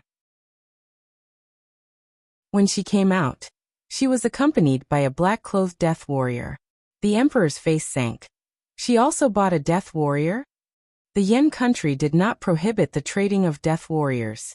The outstanding death warriors of the Yen country were exported to the 5 countries, but the strongest ones were still in the country. Why did she buy a death warrior? Does she want to murder me? Having said that, a death warrior was much more valuable than a horse. The emperor coldly snorted. Go and see what she bought this time. If he found out that she dug out a dragon eye again, he would kill her. Yes. Zhang Dequan braced himself and entered the auction house. This time he also stayed inside longer than in the car shop. When he came out, his expression was even more indescribable. The emperor looked at him coldly. Speak. Zhang Dequan took a deep breath. At the risk of being beheaded, he closed his eyes and took out a large piece of bright yellow cloth from behind him. He said, "Your underwear." The emperor. Late at night, a thunderous roar like a dragon's roar came from the long street. "I'm going to kill this evil creature." Han Yi lurked outside the Lingbo Academy for a long time. After confirming that the crisis was over, he sneaked into the Linglong Pavilion again. Xiao Heng had already gone to bed. While he was half awake, the door latch was pried open from the outside. Xiao Heng suddenly woke up with a start and sat up. A black shadow flashed in, the sword in his hand glowing with cold light reflected on the curtain. Xiao Heng took out the black fire pearl beside the bed. In the blink of an eye, the black-clothed man suddenly turned around and swung his sword to block Han Ye's sudden attack. Han Ye was shocked. Who was it? The man in black forced Han Ye back and pulled Xiao Heng out of the curtain. He grabbed Xiao Heng's waist and broke out of the window with Qinggong. Han Ye looked at the two figures and narrowed his eyes. Death warrior? Humph. Do you think you can escape like this? Tonight is the day you die. Han Ye chased after them. Han Ye's attack was aimed at Xiao Heng, so he didn't even use 30% of his strength. It was not strange that the Death Warrior blocked it. At this time, he increased his internal strength to 70% and easily caught up with the two. Han Ye fell from the sky and blocked the two's path. He turned around and looked at Xiao Heng with disdain. Xiao Lulang, you can't escape. You better obediently let yourself be captured. Xiao Heng looked strangely at the two men in black who had appeared out of nowhere. One came to kill him, and the other came to save him. But it was clear that the man in black who wanted to kill him had better martial arts. The Death Warrior did not give up. He protected Xiao Heng while fighting with Han Ye. Not long after, the Death Warrior was injured. The Death Warrior did not continue to fight and escaped with Xiao Heng. Han Ye mocked. Hey, you think you can escape? Han Ye flew up and stabbed at Xiao Heng with his sword. Seeing that it was about to hit, the Death Warrior suddenly turned in the air and threw Xiao Heng into a carriage coming from the side. Han Ye's sword missed, so he slashed again. This slash directly sent the carriage's canopy flying. It was not enough to send the canopy flying. He slashed again in the air and split the carriage in half. With a bang, the carriage fell to the two sides. The carriage became bare, revealing the dumbfounded Zhang Dequan, as well as the king, who had been shaved bald by the sharp sword Qi. Digression. Which family is better? The crown princess came to help. The latest chapter of this book is not finished. For more exciting content, please scan the QR code below to download the app. Novels are updated faster. Millions of novels are free to read. Novels with content that can't be found on the internet are all available here. https://www.zhhbqg.com/89642_8964282/1071000532. HTML Genius remembered this site's address in 1 second. www.zhhbqg.com Bikugo mobile reading website.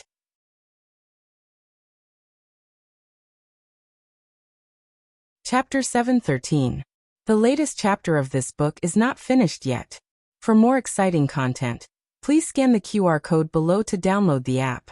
Novels are updated faster and more frequently. Millions of novels are free to read. Novels with content that can't be found online are available here. Han Ye, who saw this scene, was dumbfounded. First, there was the mysterious appearance of the black-clothed man.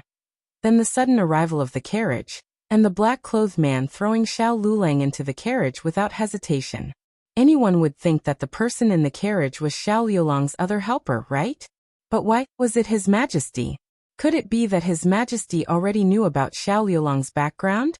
No, the Crown Prince said that His Majesty didn't know. Moreover, if His Majesty really came for Xiao Lulang, he wouldn't have come in disguise. His Majesty just happened to pass by. There were 3 people in His Majesty's party: His Majesty, Zhang Dequan, and the imperial expert and coachman. The coachman's martial arts were excellent, but unfortunately, he still couldn't compare to the top expert, Han Ye. He tried his best to resist but was still sent flying by the sword energy. That was why the carriage was split open. As for Xiao Lulang, who was thrown into the carriage by the men of sacrifice, well, this was the coachman's fault. This was the first time he saw a man who looked like a celestial being. He was dazed for a moment. Xiao Heng was lying on the floor of the carriage. The men of sacrifice threw him roughly, but they used their strength. He didn't hurt when he fell, but it was inevitable that he was in a sorry state. He had been fished out of his bed. He didn't have time to dress up as a woman, so he was wearing thin white pajamas. His hair was as black as ink, just like shiny black satin that draped over his shoulders and body. covering most of his face. He was very confused. He didn't know whose carriage he had fallen into. What entered his eyes were 2 pairs of shoes made with exquisite workmanship, one of which was particularly high-end. He subconsciously raised his head to look at the owners of the shoes. He only recognized Zhang Duquan. He didn't recognize His Majesty. On the importance of hairstyle. It didn't matter whether he recognized him or not. His Majesty saw him. The moment he raised his head, his long hair fell from his face. His facial features were completely exposed to His Majesty. The monarch even forgot to pursue the matter of him almost being killed. He just stared at the face right in front of him. Xiao Heng remembered that he was running for his life. He turned around and looked at the masked man in black who was frozen in place. It seemed that the masked man in black was very afraid of these 2 people, and had a chance to escape. Xiao Heng got up, pushed the monarch and Zhang Duquan apart, passed through the 2 of them, jumped down from the other side of the carriage, and left without looking back. Zhang Duquan was so anxious that he turned around and shouted at the figure that had disappeared into the night. After Xiao Heng left, the monarch's attention returned to Han Yi. Of the 2 masters, one was a death warrior bought by the Empress Dowager, and the other was unknown. However, the death warrior was here to protect Xiao Lulang, while the other was here to kill Xiao Lulang. Otherwise Xiao Lulang would not have escaped. The monarch looked at the stiff Han Yi, and a cold light flashed through his eyes. Take him down. The master and coachman jumped up, pulled out the soft sword hidden at his waist, and slashed at Han Yi. The death warrior bought by the Empress Dowager also joined the battle. The 2 of them joined hands and launched a fierce attack at Han Yi. To be honest, one was a master of the palace and the other was a death warrior of the auction house. Their martial arts were not weak. However, Han Yi was too strong. The 2 of them fought for dozens of rounds. Apart from consuming a lot of energy, they did not cause any substantial damage to Han Yi. Han Yi actually had a chance to kill them, but the monarch was present, which gave him a lot of pressure. He could not fight anymore. After Han Yi defeated the 2 of them with one move, he made a feint and took the opportunity to turn around and fly into the night. The coachman suddenly grabbed his wrist. He did not pull him down. He only tore his sleeve and the cloth covering his wound, revealing a wound that seemed to have been gouged out. Han Yi left. The death warrior then used his qinggong to leave. The coachman knelt on one knee and bowed to the monarch. I am incompetent. I could not catch the assassin. Your Majesty, please punish me. The monarch did not mention whether he would be punished or not. Instead, he asked Zhang Duquan, Did you see everything just now? Zhang Duquan was stunned and realized that the monarch was asking about the person who fell into their carriage. He recalled and said, I saw it. It seemed to be His Highness the Emperor's grandson. The Emperor's grandson, Shang Guanqing, had followed the Empress Dowager to the imperial mausoleum since he was a child. However, because of his terrible illness, he had to return to the Imperial Preceptor Hall every 2 years to seek medical treatment. Every time he came, the monarch would look at him from afar in the attic of the Imperial Preceptor Hall. Zhang Duquan had seen the Emperor's grandson several times because he had accompanied the monarch. It was just that they had never shown their faces. It was not surprising that the Emperor's grandson did not recognize them. After all, he was still young when he left the palace. This was Zhang Duquan's specific analysis of the Emperor's grandson's confused reaction just now. Then the next question came. First, when did the Emperor's grandson return to Shang capital? Second, there was still a year before his next visit. Why did he come back early? Was it because the Empress Dowager had returned? Third, where did he live now? Fourth, this point was related to the Empress Dowager. Things had developed to this point. If the monarch still could not see that the Empress Dowager had sneaked out of the palace tonight to save his son, then he was the monarch of a country in vain. This led to the fifth question. The Empress Dowager was in the harem. How did she know that her son had returned? How did she know that something would happen to him tonight? Zhang Duquan glanced at the monarch weakly. Based on his understanding of the monarch, he might suspect that the Empress Dowager had deliberately led him out to set him up. But to be honest, even if you don't care, the Empress Dowager won't fall for such a big trick. Zhang Duquan, if you have the guts, say it out loud. No, I'm a eunuch. I don't have the guts. I won't say it. The monarch closed his eyes, as if suppressing his monstrous anger. No one knew whether this anger came from the Empress Dowager or the assassin. I'll deal with her slowly when we get back. The monarch squeezed out a few words from between his teeth. Zhang Dequan had followed the monarch for many years. He had his own standards for judging the monarch's anger level. The fact that the monarch could wait until they got back to deal with the Empress Dowager meant that although the monarch was on the verge of exploding, he had not yet gone berserk. This probably was because the monarch did not know that he was bald. Zhang Dequan silently withdrew his gaze. He decided to wait for the monarch to find out himself. He did not want to be the one to expose the monarch's last layer of dignity. Zhang Dequan looked at the driver. The driver trembled. F***CK, if you don't say it, I won't say it either. The monarch coldly said. Did you see the assassin's martial arts style? The driver respectfully replied. Your Majesty, the first two moves the assassin used seemed to be the sword techniques of the Tang sect. Later, when he fought with him, he used a very common sword technique in Jianghu. Basically, every swordsman knows it. So what else did the monarch not understand? At first, the assassin did not know who was sitting in the carriage, so he used the most ruthless sword technique. Later, he probably recognized him and wanted to hide his identity, so he changed to a sword technique that everyone in Jianghu knew. Unfortunately, those two moves were enough for him to expose himself. The driver continued. Your Majesty, as far as I know in Chengdu, only the Han family has invited a disciple of the Tang sect as a guest. The monarch's eyes flashed with a dangerous light. The driver said.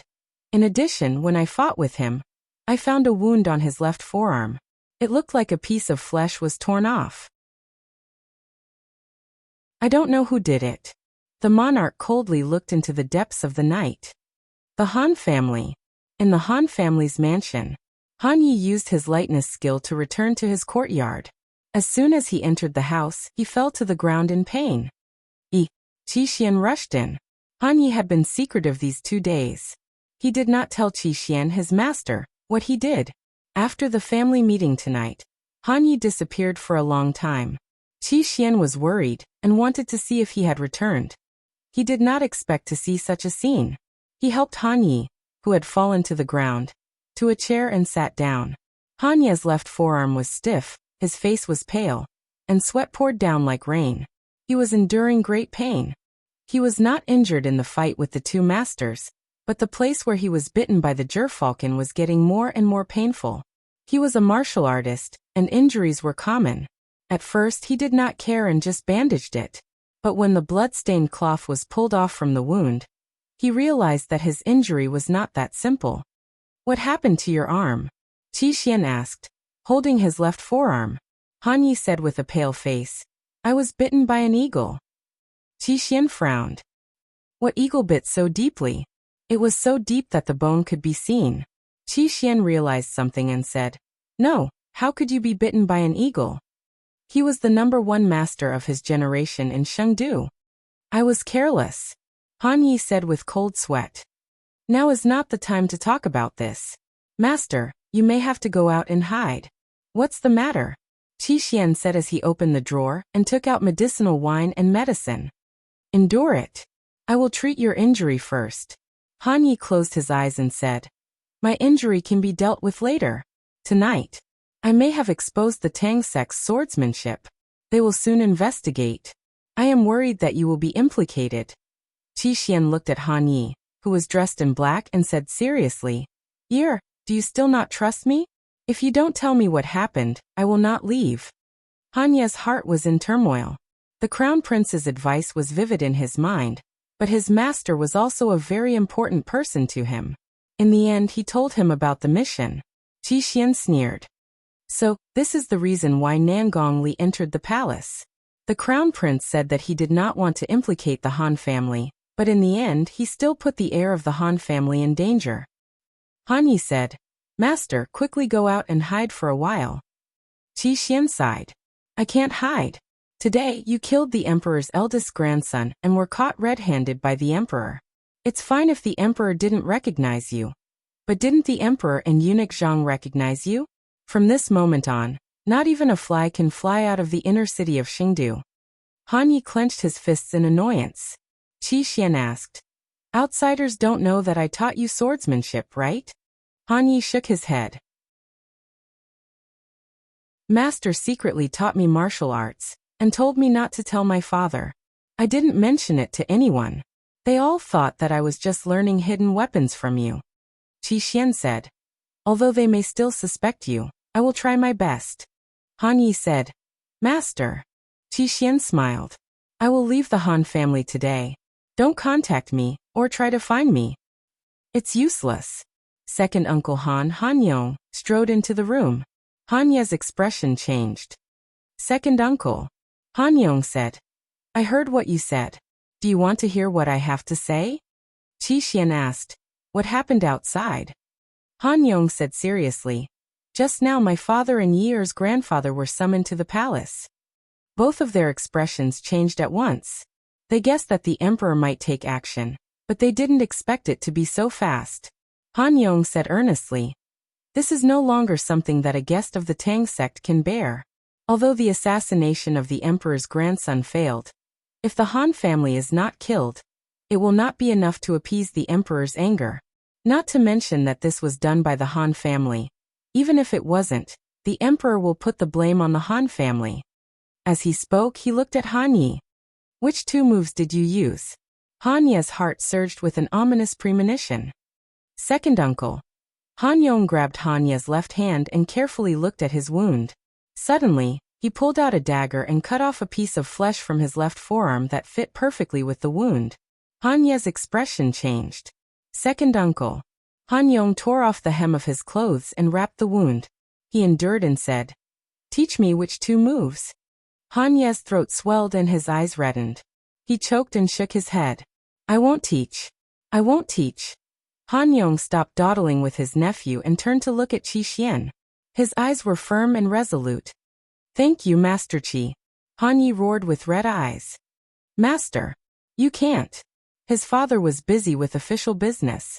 He had been raised by his second uncle since he was young. In his heart, his second uncle was closer to him than his father.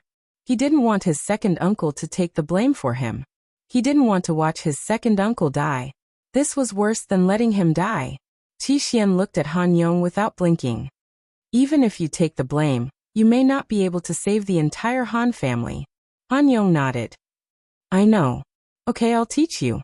Qi Xian's voice fell, and he hit Han Ye's major acupoint. He pulled out his sword and went to the courtyard. Watch carefully. The latest chapter of this book is not finished yet. For more exciting content, please scan the QR code below to download the app. The novel is updated faster. Millions of novels are free to read. There are novels with connotations that can't be found online here. https://www.zhhbqg.com/89642_8964286/1070871133. HTML Genius memorized this website's address in 1 second. www.zhhbqg.com Bikuga mobile reading website.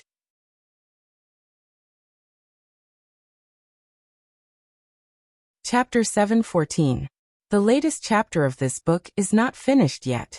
For more exciting content, please scan the QR code below to download the app. The novel is more complete and updated faster. Millions of novels are free to read. All the novels that can't be found online are available here. As dawn approached, the eastern horizon was suffused with a touch of pale white. The faint morning light passed through the thick clouds and gradually shone toward every corner of the eaves of Xingdu. Han Yi sat in the chair for half the night. Qi Xian sealed his acupoints to prevent him from stopping his second uncle, Han Yong, from dying. Although the acupoints were automatically unsealed an hour ago, he understood that everything was too late. He sat there in a daze. The morning light shone through the window lattice and shone on his resolute and handsome face. There was a colorful halo flying in the dust. Creak! The door was pushed open. It was Qi Xian who came in. Qi Xian glanced at him and understood that the acupoints were unsealed. He closed the door and said heavily, "Your second uncle is gone." "Where's the body?" Han Yi asked. It was as if his soul had been sucked out. When he heard the painful news, he could no longer be shocked and could no longer cry. He should have been sad, but he had been sad in the past 4 hours. The only thing left in his heart was hatred, endless hatred. Qi Xian came in front of him. The Han family will take care of it. You don't have to worry anymore. Han Ye's eyes were empty. He sneered. My grandfather is so cruel that he won't even bury his own son's body properly? Qi Xian sighed. The monarch is very angry. Han Yi clenched his fists. That's his son. He was talking about his grandfather. Qi Xian added. Son of a concubine. Han Yi closed his eyes sadly and turned his face away. Son of a concubine. Yes, his second uncle was the son of a concubine, but his second uncle was more outstanding than the son of a concubine. If it weren't for the fact that the Han family never favored his second uncle's martial arts and achievements would be far above his. His second uncle didn't complain at all. When he was asked to be a spy in the Xianyuan family, he was asked to be a spy in the Xianyuan family. When he was asked to poison Xianyuan Li's youngest son, he did it. What did his second uncle do for him? Nothing. He returned with a great victory and all the credit went to his father. His second uncle just silently guarded the family behind everyone's back. Han Yi smiled bitterly. You've noticed, haven't you? My second uncle is a martial arts genius. Qi Xian nodded. He learned all the Tang Sec sword techniques in one night. It took you half a month. Han Yi laughed coldly. My grandfather and father never knew what they had missed out on. Losing second uncle is the Han family's greatest loss. Regarding this point, Qi Xian did not express any opinion. People were born unequal, and there was no comparison between people. Even if second uncle Han was really a genius who was more talented than Han Yi, his birth meant that he could only be a stepping stone. Han Yi was the eldest grandson of the first wife. His existence was the faith and strength of the Han clan. As long as he was around, the faith of the Han clan would also be there. Qi Xian patted Han Ye's shoulder and earnestly advised. He's not only doing this for you, but also for the entire Han family. You mustn't fall out with your grandfather because of this matter. The faction of the deposed crown princess is not easy to deal with. In the face of a great enemy, you must pull yourself together. Han Yi asked, what reason did you use? Qi Xian said, he had a personal grudge with the crown princess. He accidentally bumped into the eldest grandson of the emperor in Chengdu, so he had evil intentions. He endured 49 rounds of torture to prove that he wasn't lying. Han Yi said, didn't you say that after being tortured, you wouldn't pursue the matter? This was the rule set by His Majesty. The torture was to extract a confession, and no one could endure half of it. If he really endured it, His Majesty would respect him and release him. Qi Xian was silent. Han Yi understood. It was my grandfather, wasn't it? A bastard who tried to assassinate the eldest grandson of the emperor would kill the entire Han family. If he didn't endure the torture and died halfway, at least the emperor would be appeased. However, he endured it, and His Majesty had nowhere to vent his anger, so he would definitely make things difficult for the Han family. Therefore, his grandfather killed his bastard. To show the loyalty of the Han family to the emperor, Han Yi punched the pillar beside him. Qi Xian advised, Master Han, you're thinking about the big picture. Han Yi clenched his fist tightly. I don't believe that His Majesty's appearance was a coincidence. My plan didn't leak out. Qi Xian analyzed. Then His Majesty must have leaked the information. Someone knew that you were going to assassinate Xiao Lulang and deliberately led His Majesty there. However, Xiao Lulang was more or less lucky. His Majesty appeared late. If you hadn't been delayed by an eagle, you would have succeeded. Han Yi said coldly, that eagle, I will catch and kill it sooner or later. Qi Xian sat down beside him. An eagle is nothing to be afraid of. The most important thing now is to find out why His Majesty leaked the information. His Majesty wouldn't want you to fail, so it can't be him. Either his men were careless, or he did it on purpose. If it's the latter, you and His Majesty should be vigilant. Han Yi clenched his fist. There's a traitor around His Majesty. Qi Xian said. This is very likely. You'd better let His Majesty investigate the people around him. Han Yi said in a low voice. I know. Thank you, master. Second uncle has left. I'll have to trouble you in the future. Qi Xian said. I don't have to trouble you. It's your Han family that has to suffer. This matter won't end just because Han Yong confessed and was executed. Your third uncle's official position has been removed, and your cousin uncle has been forced to hand over the new iron mine. I heard that the Nangong family and the Mu family are eyeing the Black Wind Cavalry. You'd better be careful. Han Yi laughed self-deprecatingly. Ridiculous. Yesterday, the Han family was still arguing about how to divide the military power of the Nangong family. Today, the Han family's Black Wind Cavalry has become fish on the chopping board. Qi Xian glanced at him and said, It's not that bad yet. However, if you make another mistake, it'll be hard to say. The Imperial Palace. The Emperor finally knew about his baldness. After scolding the master of the Han family, and punishing the two sons of the Han family, everyone saw it, but no one dared to say anything. After all, other than the coachman and Zhang Dequan, no one knew how the emperor became bald. Wasn't he a crazy emperor? What's so strange about being crazy and shaving his own hair? The little princess went to school, and came to find her uncle to send her off. Then she found out that her uncle had become a monk. She opened her pair of innocent almond eyes, and her small mouth couldn't close for a long time. Uncle, are you going to become a monk? The emperor was stunned and said no. Little princess. Then why is your hair? The emperor raised his hand and his whole body split open. The emperor's hair wasn't really bald. He still had a few strands. 3 strands, no more than that. The emperor flew into a rage. Thinking of what happened tonight, he didn't believe that Shang Guanyin didn't deliberately lead him out. The Han family deserved to die. Shang Guanyin, this evil creature, must not be tolerated. The emperor let people take the little princess away, and pulled out the sword on the shelf. Jin Gang angrily said, Where is Shang Guanyin? I'm going to kill her. Zhang Dequan embarrassedly said, After Shang Guanyin left the palace, she hasn't come back. Can she come back? The matter was exposed. You are angry. How can she not go out to avoid it? In fact, when the crown princess was young, she was quite naughty. However, at that time all the sons of the Xianyuan family were still alive. The crown princess didn't catch the monarch to cause trouble. Everyone shared the crown princess's firepower, so she didn't seem so naughty. Of course, this time, it was not a matter of being naughty or not.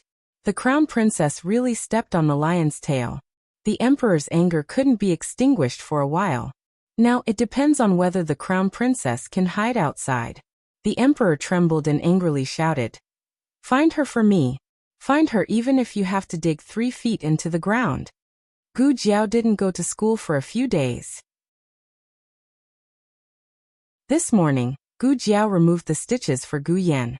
She stitched it up very well. After removing the stitches, there was only a thin seam that was almost invisible. In order to prevent the proliferation of scars, Gu Jiao took the most expensive scar ointment from the small medicine box. It was strange that there was no such scar cream before. You can apply it in another 5 days. Gu Jiao handed the scar cream to Gu Yan. If you feel uncomfortable in the next few days, tell me immediately. Don't scratch the wound. I know, Gu Yan replied. Go to school quickly. You're going to be late. Okay. Gu Jiao called Gu Xiaoshan and the two went to Tianqiong Academy together. Gu Yan happily went to the backyard to brush the Black Wind King's fur. Gu Jiao and Gu Xiaoshan went to Bright Heart Hall and Bright Moon Hall respectively. Everyone in Bright Heart Hall knew that Gu Jiao asked for leave to accompany Gu Yan to the State Preceptor Hall for the surgery. They didn't know that Gu Jiao was the chief surgeon, and thought that the State Preceptor was treating Gu Yan. They all felt that Gu Yan was very lucky. Mu Qingchen didn't come. Gu Jiao sat alone in the back row. Everyone gathered around. How was the surgery? Will it work? Zhou Tong asked from the front row. Yeah, Lulang, how's Gu Yan's surgery? Zhong Ding asked anxiously. Although Gu Yan had never come to class, he had been to the boxing ring, so quite a number of people had seen him. In addition, he was Xiao Liulong's friend, so everyone was very concerned about his situation. Very successful. Gu Jiao nodded. Everyone looked at each other and smiled. They were happy for Gu Yan from the bottom of their hearts. Zhou Tong asked, "Then will he be able to come to class soon?" "Yes." Gu Jiao nodded. "If it's fast, it'll be in the second half of the month. If it's slow, it'll be next month. Hey Lulang." Zhongding suddenly lowered his voice, looked outside the door and whispered, "After school, let's do it." "What's that?" Gu Jiao didn't understand. The students had already discussed this matter, and were all in agreement. Zhongding was just a spokesperson. Everyone was quite reserved. Zhou Tong's ears turned red. Gu Jiao thought about it. Go to a brothel? Everyone choked. Zhongding hurriedly waved his hands. No, no, no. It's not like that. It's not a brothel. We're scholars. How can we go to brothels? That's after we pass the scholarly exams. Oh, so it wasn't that they didn't want to go, but that it wasn't the right time. I already said we shouldn't go. Zhou Tong pushed Tang Tang back. When people advance, I retreat. When people retreat, I advance. This was human nature. Zhongding cleared his throat and gathered his courage to say seriously, "We already said it, so how can we not go? Moreover, it's not a brothel. We're not going there to look for brothels. We're just going to listen to a play, so what's wrong with that?" Everyone rubbed their noses and scratched their ears. They looked at Gu Jiao guiltily and excitedly. If they were really going to listen to a play, Gu Jiao would twist Muchuan's head off. Zhongding chuckled. You know Heavenly Fragrance Pavilion, right? There's a play that came out recently. It's very exciting, so we want to invite you to watch it. Oh, Heavenly Fragrance Pavilion. Zhou Tong hurriedly said. Don't lead Lulang astray. Gu Jiao said. Okay, let's go together. It's your treat. The two of them spoke in unison. Zhou Tong was stunned. Zhongding chuckled. No problem, no problem. We'll treat you. Then it's settled. No one leaves after school. We'll go watch a play together. Heavenly Fragrance Pavilion's business was getting better and better, and its reputation was growing. Not only were there customers at night, but there were also no empty seats during the day. Su Fengxian was grinning so hard that her eyes couldn't be seen. She sat in a room on the second floor and munched on melon seeds. As she listened to the noise downstairs, she thought, I, Su Fengxian, finally have a day like this. Just as Su Fengxian was grinning from ear to ear, a woman staggered to the entrance of Heavenly Fragrance Pavilion. She didn't come to Heavenly Fragrance Pavilion on purpose. She was just passing by. However, as she walked under the scorching sun, her stamina gradually depleted. In the end, she blacked out and fell forward. Ah! The girls who were soliciting customers at the entrance turned pale. Madam! Madam! Not good. A commoner woman has fainted at the door. Hearing the maid's voice, Su Fengxian put down the melon seeds in her hand and lifted her gorgeous dress to go downstairs. When she arrived at the door, the maidservants and maidservants had already surrounded her so tightly that not even a drop of water could trickle through. Get out of my way! Get out of my way! Su Fengxian pushed through the crowd and squatted down beside the woman. The girls began to murmur among themselves. Is she dead? Aya, her clothes are so tattered. Was she beaten to death? What should we do? If he dies in front of our door, will it affect our business? Su Fengxian sternly shouted. All of you shut up. Quiet. Everyone fell silent. At this moment, a small, even snoring sound could be heard. Hoo hoo hoo, the woman was lying on the ground sleeping soundly. Su Fengxian. Everyone. Digression. Crown Princess. I'm just taking a nap. Oh? The latest chapter of this book is not finished yet. For more exciting content, please scan the QR code below to download the app. The novel was also updated at a faster rate. Millions of novels were read for free. There were all kinds of novels that couldn't be found online. https://www.zhbqg.com/89642_896428286/1070823939. HTML Genius memorized this website's address in 1 second. www.zhbqg.com Biku Pavilion mobile reading website.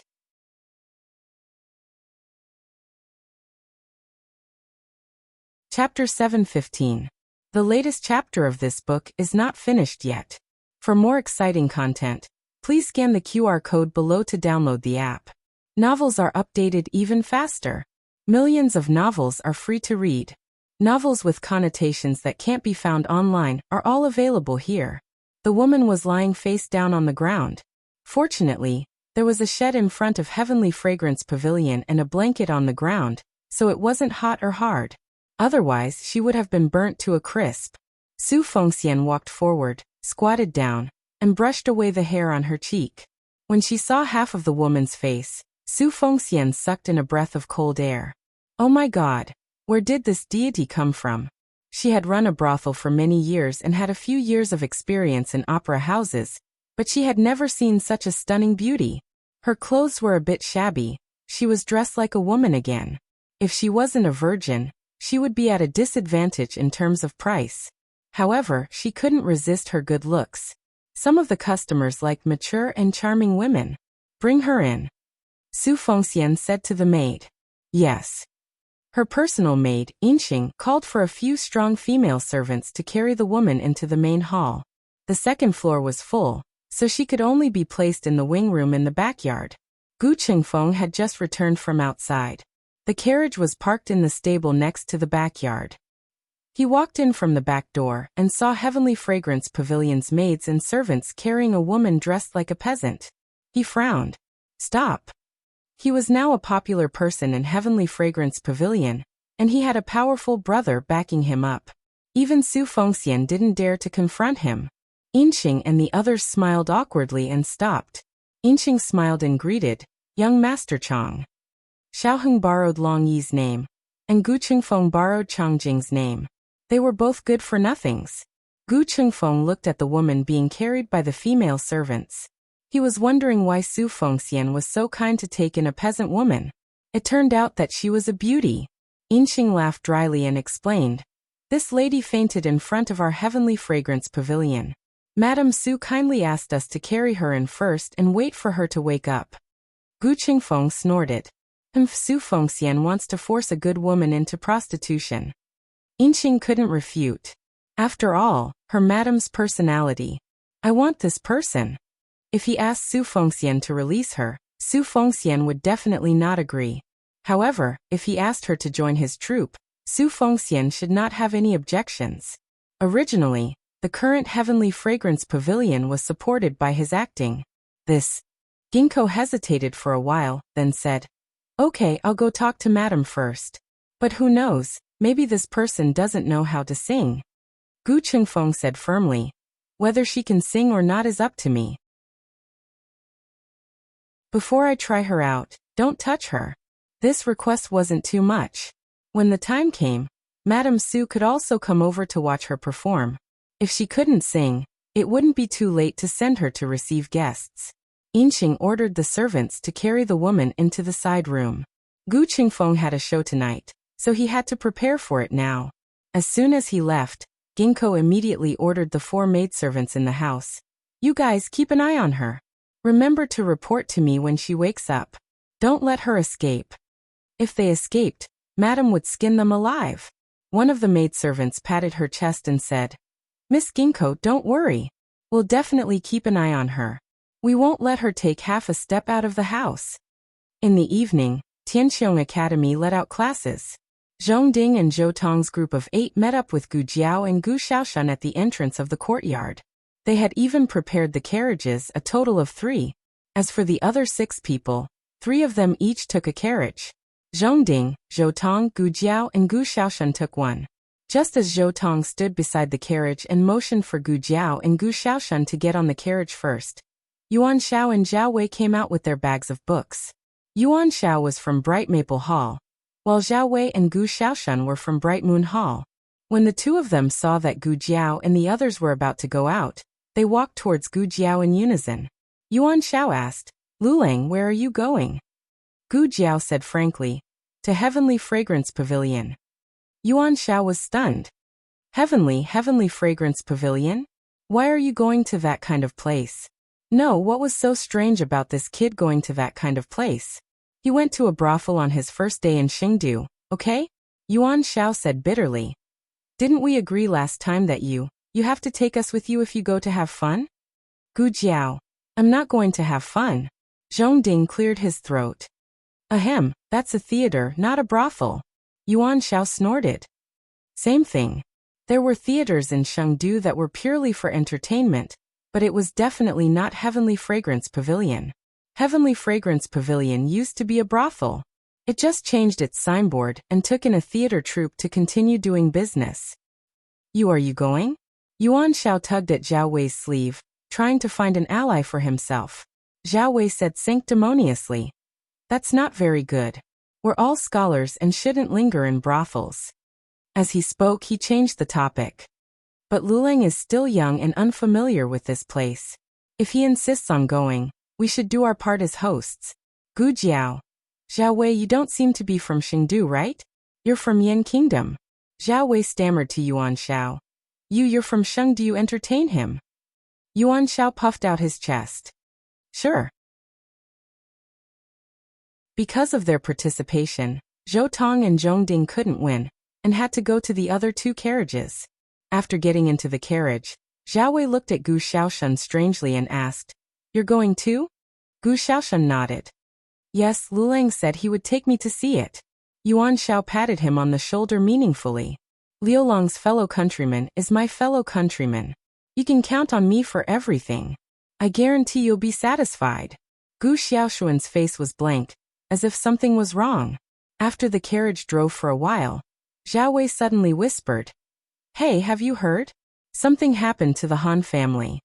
Yuan Shao asked, The Han family? The Han family of Han Che? There were many representatives of the Han family, such as Imperial Concubine Han, Old Master Han, General Han, Assistant Minister Han, and so on. However, they had only met Han Che in the archery competition, so it was inevitable that he would be mentioned. Zhao Wei nodded. Yes, it's the Han family. I helped the teacher carry the exam papers back to the duty room in the afternoon. When I passed by the dean's duty room, I heard him talking about the Han family with Master Wu and a few other teachers. What happened? Yuan Shao was impatient and couldn't stand Zhao Wei's slowness. Zhao Wei said carefully, The second master of the Han family is dead. Yuan Shao was from Chengdu and had heard a little about the Han family. He sorted out the information in his mind. Han Che's second uncle? Zhao Wei said. It seems so. Yuan Shao was anxious. What happened to him? Hurry up and tell me. Don't answer every question I ask. You're making me anxious. Zhao Wei still said slowly. It happened last night. I heard from Dean Sin that the emperor's grandson had returned to Chengdu. The second master of the Han family tried to assassinate the emperor in the middle of the night, but was caught by the emperor. The emperor was furious and executed him. In fact, it wasn't the emperor who executed him. It was old Master Han who put righteousness before family. However, it was inevitable that the news would be inaccurate in the process of spreading. Gu Jiao listened carefully. The rumored emperor's grandson had returned to Chengdu? And the Han family dared to assassinate him right under the emperor's nose? Were they crazy? She felt that the matter was full of doubts. Perhaps the truth wasn't as Zhao Wei thought. Yuan Zhao's curiosity was piqued. Assassinating the emperor's grandson is a serious crime. Did the emperor punish the Han family? Zhao Wei said he did. The Han family lost a mine and Assistant Minister Han was removed from his position. The mine was the foundation of the Han family. Losing a mine was like losing an arm. They didn't know Han Yong's ability, and they didn't know that Han Yong had survived 49 rounds of torture. Han Yong was the real right-hand man of the Han family. Have you seen the emperor's grandson? What does he look like? Gu Jiao suddenly asked. Zhao Wei shook his head. I'm from Qi City. Ask Yuan Shao. Yuan Shao said. I haven't seen the emperor's grandson either. He left Chengdu when he was very young, and went to Mount Guan to guard the imperial mausoleum with the deposed crown princess. He only comes back once every 2 years, but he only goes to the imperial preceptor hall. Outsiders have no chance to meet him. What's his name? Gu Jiao asked. Shangguan Qing, Yuan Shao said. Qing. Gu Jiao fell into deep thought. During the conversation, the carriage arrived at Tianxiang Pavilion. Zhou Tong and Zhong Ding's carriage was in front. They stopped first. Zhou Tong quickly jumped out of the carriage and came to Gu Jiao. Lulang. He opened the curtain for Gu Jiao. Yuan Shao took his hand away and snorted discontentedly. Do you need to open the curtain? Zhou Tong said coldly. I'm Liulang's classmate. I sit in front of him. Yuan Shao laughed. I've played with Lulang before. The competition is like a battlefield. We're comrades. Tua Wui, same as Z. Zhou Tong's argument failed, and his face instantly darkened. After Gu Jiao got out of the carriage, she ignored everyone. She asked Gu Xiaoshan to follow them first. She went to the second floor to find Gu Qingfeng. Gu Qingfeng was not in the room. He went to the backstage on the first floor to prepare for the upcoming show. Gu Jiao touched her chin, hesitating whether to go directly to Gu Qingfeng or, she decided not to look for him. Gu Jiao left. However, she did not immediately return to the hall. Instead, she went to the small woodshed in the backyard. The small woodshed was in the corner of the backyard. It was the most secluded room. Next to it was a temporary room. It was usually used by Su Fengxian to lock up all kinds of unknown actors and women. Although Su Fengxian was a bit unscrupulous, one had to admit that she did have some ability.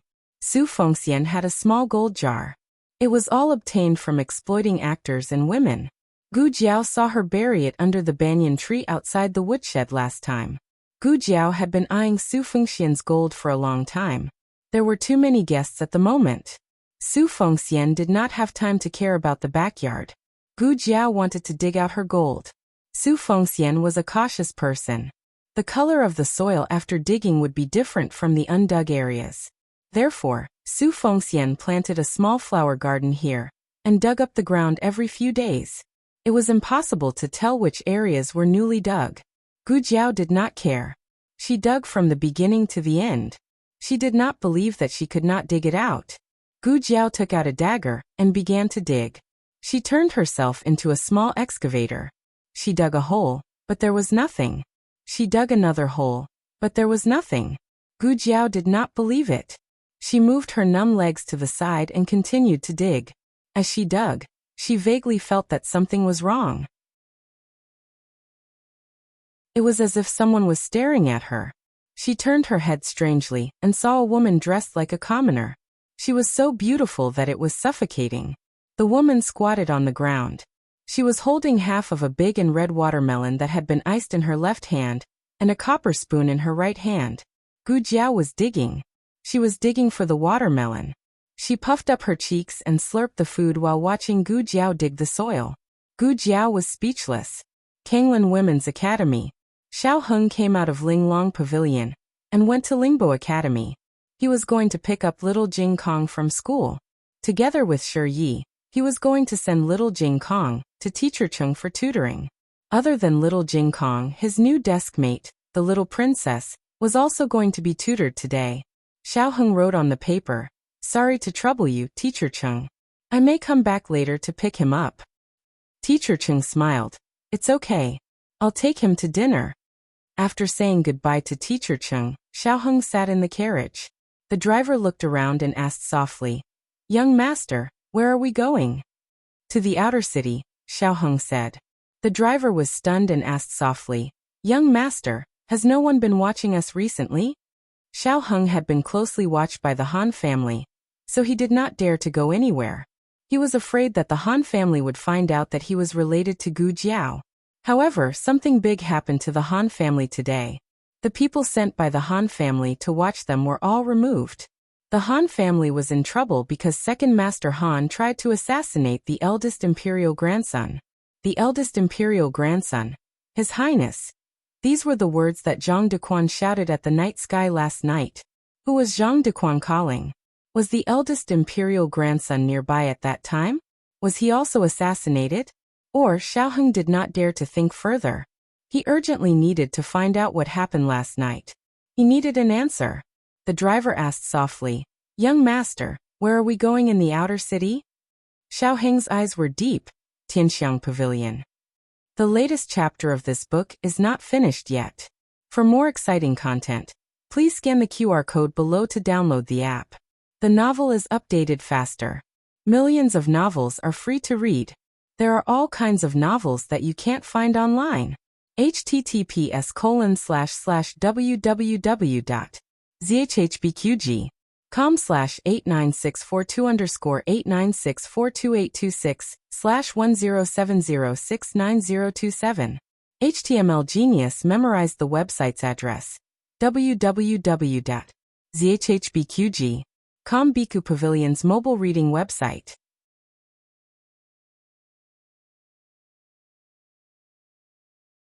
Chapter 716. The latest chapter of this book is not finished yet. For more exciting content, please scan the QR code below to download the app. Novels are updated even faster. Millions of novels are free to read. Novels with connotations that can't be found online are all available here. In a small compartment in the main hall, the students of Tianqiong Academy sat around a table. The performance on the stage was about to begin, and the maids were setting up the stage. It was said that the main character of today's performance was an actor called Chang Jing. He came from Great Yan's Feng City and studied opera since childhood under Great Yan's #1 opera master Shen Long. He originally sang for the imperial family, but he was indebted to Lady Su of Heavenly Fragrance Pavilion, so he came to Heavenly Fragrance Pavilion to support Lady Su for 2 years. When the 2 years were up, this young Master Chang would leave Sheng City. Therefore, all the guests cherished this short and hard-won performance. After listening to Zhong Ding's description, Gu Xiaoshan was a little confused. Wasn't it just Gu Chengfeng? When did he do so many gimmicks? Also, did Chang Jing know that you casually used Chang Jing's name to perform outside? Weren't you afraid that Chang Jing would beat you into a sandbag? The girls of Heavenly Fragrance Pavilion are so beautiful. Yuan Xiao looked at the girls shuttling back and forth in the main hall, and said in a daze. Zhao Wei took out a folding fan from somewhere, and fanned himself while elegantly saying, "They deserve to be called fairy-like." Gu Xiaoshan, fairy-like is fairy-like? Are you too bewitched? So, Gu Xiaoshan said. The two stared at Gu Xiaoshan in unison. How dare you insult the fairy-like girls of Heavenly Fragrance Pavilion? Gu Xiaoshan felt wronged. I just thought that they, so. How could they be as beautiful as his sister? Not to mention his sister, just his brother-in-law, Princess Xinyang. Which one of them wasn't more beautiful than these girls? Yuan Xiao snorted. You brat, you're still not enlightened. Zhao Wei deeply agreed. They didn't believe that there were women more beautiful than the girls of Heavenly Fragrance Pavilion in this world. If there were, then it was just a rumor that people bragged about. For example, the #1 beauty of Tsanglan Women's Academy. She always wore a veil, so who knew what she looked like? Was her whole body beautiful just because her eyes were beautiful? Who could guarantee that under the veil was not a face full of pockmarks and fangs? Almost the same thought flashed through their minds, but at this moment, an immortal-like figure flashed through the crowd at the back of the hall. Zhao Wei saw it first. His entire body immediately tensed up. He hurriedly pulled Yuan Xiao aside. Yuan Xiao was looking at a lady who was waving at him with a smile, and his saliva was about to drip out. No. What are you doing? Yuan Xiao slapped his hand away without even looking. Beauty, beauty, Zhao Wei said excitedly. If Yuan Xiao had not been bewitched by the girl from the Heavenly Fragrance Pavilion, he would have realized that with Zhao Wei's temperament, he must have met the immortals of the 9 palaces. Zhao Wei couldn't call out to Yuan Xiao, and when he looked back again, the immortal-like figure had already disappeared. What did you call me for just now? Yuan Xiao asked Zhao Wei after the girl left. What did you call me for? Zhao Wei rolled his eyes. Nothing. Serves you right for not being able to see it, idiot. In the backyard. She didn't hide the gold here.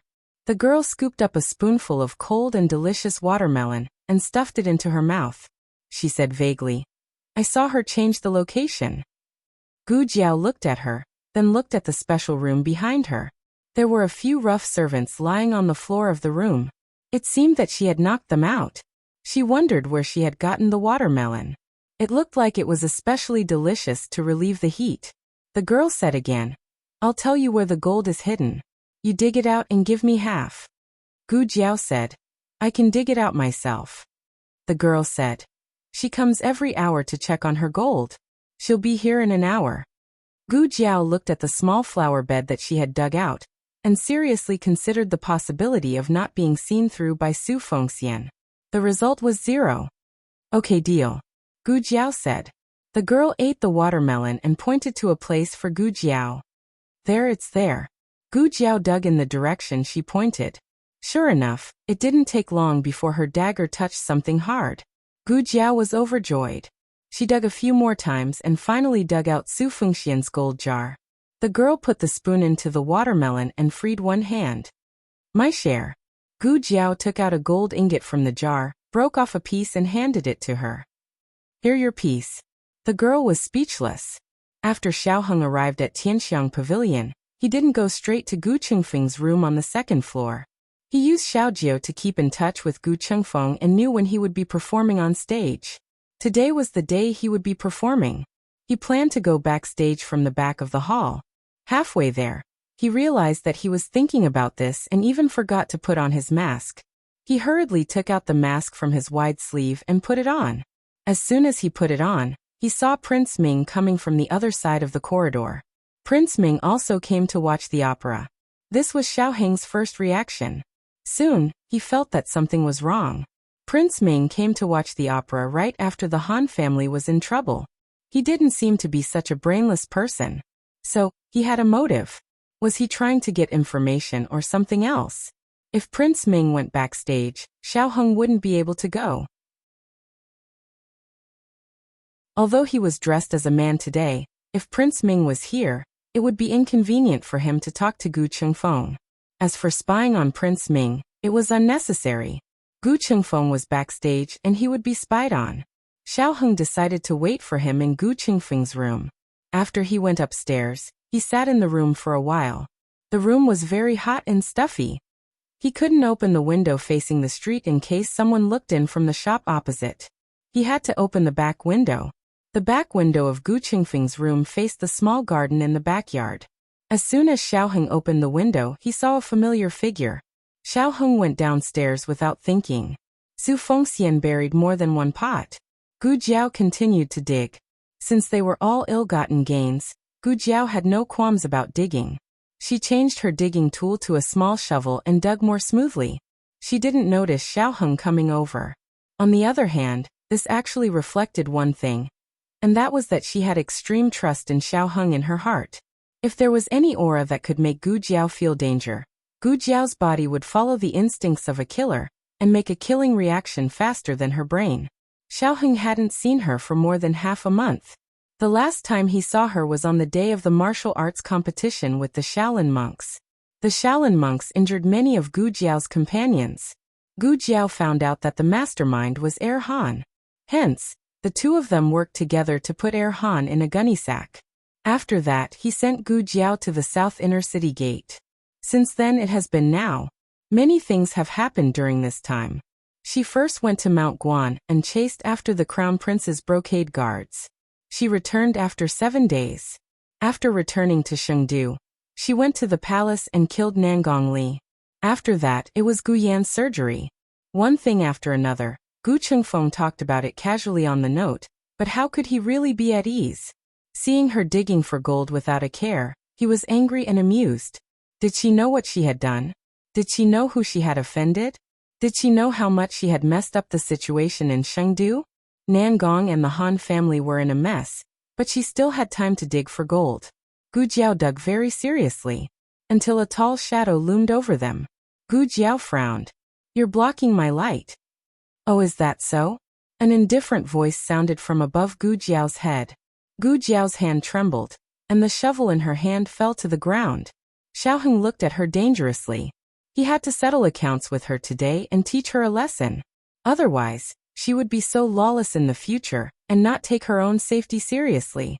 Gu Jiao squatted on the ground, holding her shoes with both hands. She did not look back, did not look up, and did not move. If I don't move, you can't see me. Xiaoheng, get up. Xiaoheng said. I won't. I want to grow a mushroom here. Gu Jiao did not get up. Xiaoheng bent down and picked her up. Gu Jiao still maintained her mushroom growing posture. Xiaoheng's arms were like holding an oversized mushroom. He put her slender legs down and let her stand on the ground. Then he pressed her against a big tree. Her husband was going to press her against the wall. Gu Jiao's eyes widened. She could feel the pheromones rushing towards her. It carried a faint fragrance and his slightly warm breath, which was very captivating. Men were always self-taught when it came to acting cool. Xiao Heng supported Gu Jiao's soft waist with one hand and pinched her delicate chin with the other. He said dangerously, "Assassinate the brocade guard from the Crown Prince's residence, HM? Lure Nangongli to death, HM?" These two sounds of HM made Gu Jiao's ears go soft. Xiao Heng moved closer to her, his lips almost touching hers. "Why aren't you saying anything?" Gu Jiao swallowed her saliva and blinked. She reached out her slender index finger and poked his chest, pointing to the side.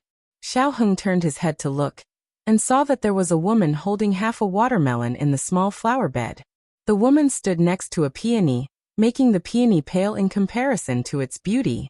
She ate the watermelon while curiously looking at the two of them. It was as if she was saying, "Why aren't you kissing? I'm waiting." The latest chapter of this book is not finished yet. For more exciting content, please scan the QR code below to download the app. Novels are updated at a faster rate. Millions of novels are free to read. Novels with connotations that can't be found online are all available here. https://www.zhbqg.com/89642_8964286/10706465. HTML Genius memorized this website's address in 1 second. www.zhbqg.com Bikuj mobile reading website.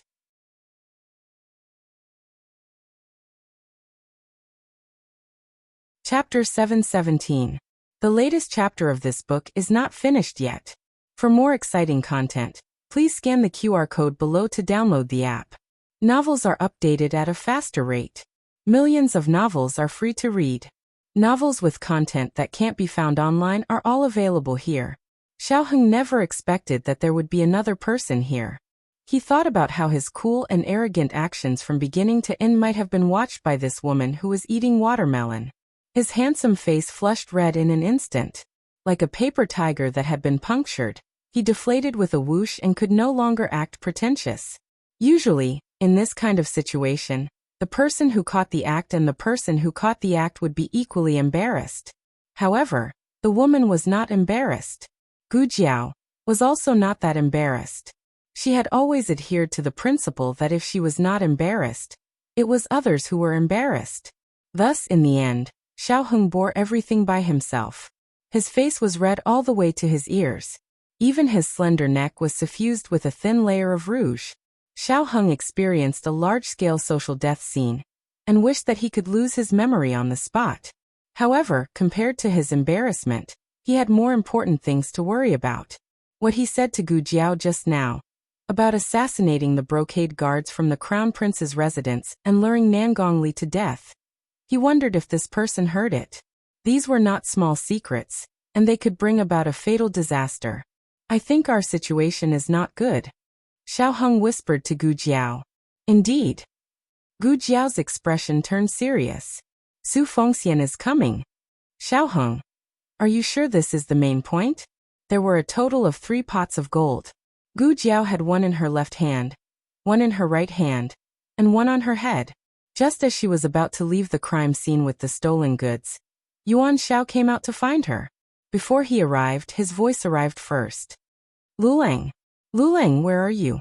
Gu Jiao swore that she walked very steadily. However, the moment her name was called, she slipped and fell flat on her face. The 3 pots of gold rolled out and landed right at Su Fengxian's feet. Su Fengxian looked at Gu Jiao with a dark expression. She gritted her teeth and said, "Young Master Xiao." "Gu Jiao. Liulang's name is poisonous." Gu Jiao's plan to steal money ended in failure. A life without gold is an incomplete life. Gu Jiao went upstairs soullessly. Su Fengxian was so angry that she wanted to bite Gu Jiao. Unfortunately, she was no match for her.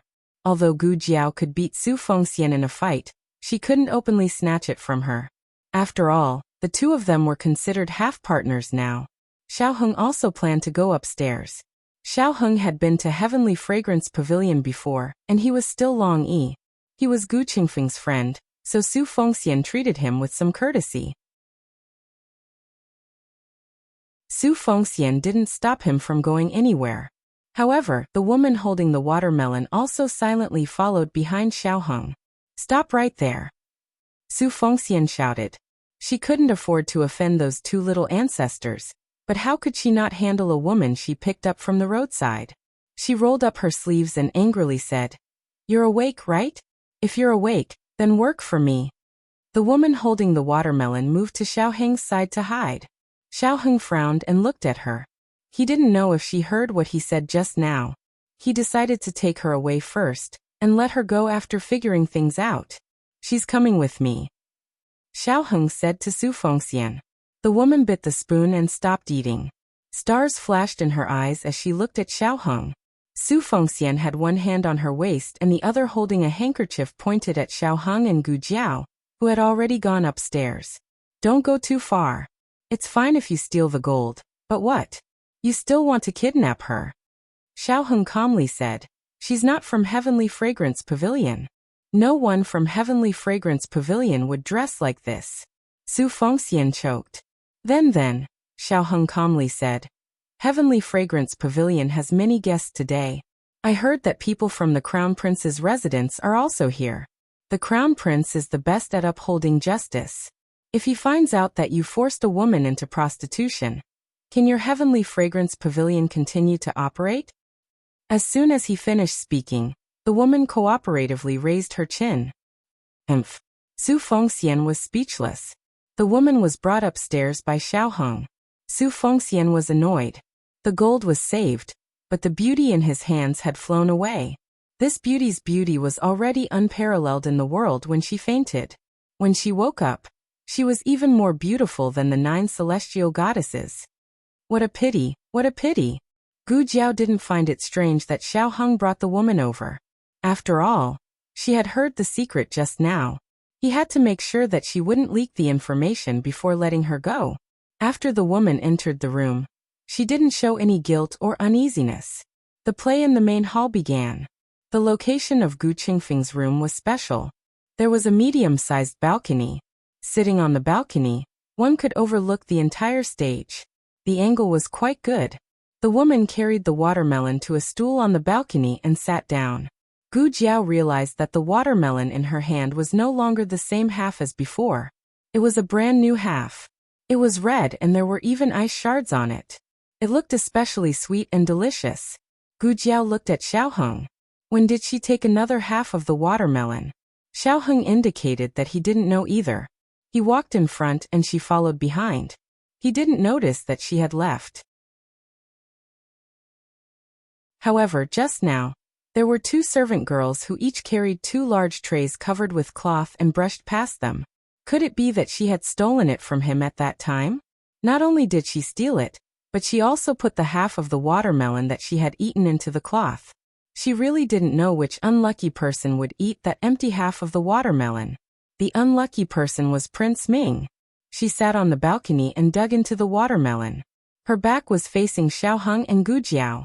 The two of them couldn't see her expression, but she didn't do anything. The way she focused on eating the watermelon was inexplicably reassuring. They felt that she wouldn't tell anyone what she had just heard. Maybe she didn't hear it at all. Xiao Heng sat at the square table and said to Gu Jiao. Gu Jiao sat next to Xiao Heng. She rested her chin on one hand and looked at her back thoughtfully. Normal people wouldn't be so calm after hearing such a big secret. At least, they would be worried that they would be killed. Not everyone knew that Nan Gongli was a big bastard.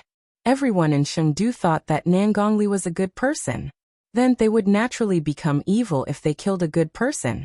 It was normal for evil people to kill people to silence them. Since she dared to follow, it meant that she wasn't afraid. She didn't think that they were evil people. Gu Jiao said, "Maybe." It didn't matter whether she heard it or not. What was important was that Gu Jiao also felt that she wouldn't reveal it. This was her intuition. On the stage, the sound of the arrow and the singing started.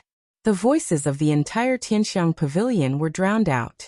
Gu Jiao and Xiao Heng were still some distance away from the balcony. In addition to the singing, she couldn't hear their conversation. Xiaoheng took off his mask and asked about Gu Jiao's disappearance. Gu Qingfeng said that she was fine, but he didn't believe it. She was someone who had braved the snowstorm to cross thousands of mountains and thousands of mountains to go home. If nothing happened to her, it was impossible for her to stay outside for 7 days. She's fine now, Gu Jiao said. Where are you hurt? Let me take a look. Xiaoheng said. Gu Jiao showed him the wound on her arm that had already healed. Xiaoheng understood that the injury on her body wasn't this small. He held her hand in his and asked in a hoarse voice, "Why did you have to chase after the people from the Crown Prince's residence?" "I have a question in my heart that I want to ask the Crown Princess." "So she couldn't let the Crown Princess be killed by them," she said, "but I still haven't seen the Crown Princess." Xiaoheng didn't need to ask to know that the question was related to him. He felt very uncomfortable. "Don't do such a dangerous thing in the future." Gu Jiao stared at him. "Do you also have that question in your heart?" The two of them didn't say what question they had. Xiaoheng was silent for a moment, then nodded. "Yes. The reason I came here today is to search for that answer." As the two of them talked, they didn't notice that the woman had stopped digging the watermelon. Suddenly, a group of imperial guards rushed in from downstairs and stopped the performance on the stage. Xiaoheng came to the balcony, looked down and said with a frown, "It's the people from the governor's residence." After saying this, he turned around to pick up the mask on the table. The woman reached out her hand, as if she wanted to grab his sleeve. But in the end, she didn't use her strength, and the white and cool cloth slipped through her fingertips. Xiaoheng put the mask back on his face. "Strange. Why did the people from the governor's residence come?" Gu Jiao looked and said, "Looking at their appearance, it seems that they are looking for someone. Did someone important go missing in Xingdu?"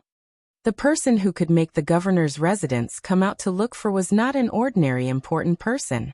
Gu Jiao said, "I'll go down and take a look. You wait for me here." Her identity was relatively open and aboveboard. Xiaoheng's Long Yi was an unregistered person, so it was best not to face the Shangguan family. Gu Jiao went downstairs. Xiaoheng came to the balcony again, put down the curtain on his head, and looked at the movement in the hall through the gap of the curtain. Beside him, the woman was still sitting on the stool, but her aura had become a little different. She seemed unhappy. Xiaoheng glanced at her, looked away, and continued to look at Gu Jiao and the officials. Suddenly, he felt someone tug at his sleeve. He looked down at her. "What's the matter?" The woman held the dug watermelon to him. Only then did he notice that the woman sat on the balcony and dug for a long time, but didn't eat a single bite. She was using a new small golden spoon, which should have been stolen just now. The small watermelon balls she dug out were round and very beautiful. "For me?" he asked. The woman nodded, looking at him with innocent and heavy eyes, with a trace of helplessness, like a child afraid of being rejected. Xiaoheng's heart surged with an indescribable feeling. It was as if his heart was being pulled by something. The latest chapter of this book is not finished yet. For more exciting content, please scan the QR code below to download the app. The novel is updated faster. Millions of novels are free to read. There are novels with connotations that can't be found on the internet here. https://www.zhbqg.com/8964/2_89642_6/1070500691. HTML Genius remembered this site's address in a second. www.zhbqg.com Bikuj mobile reading website.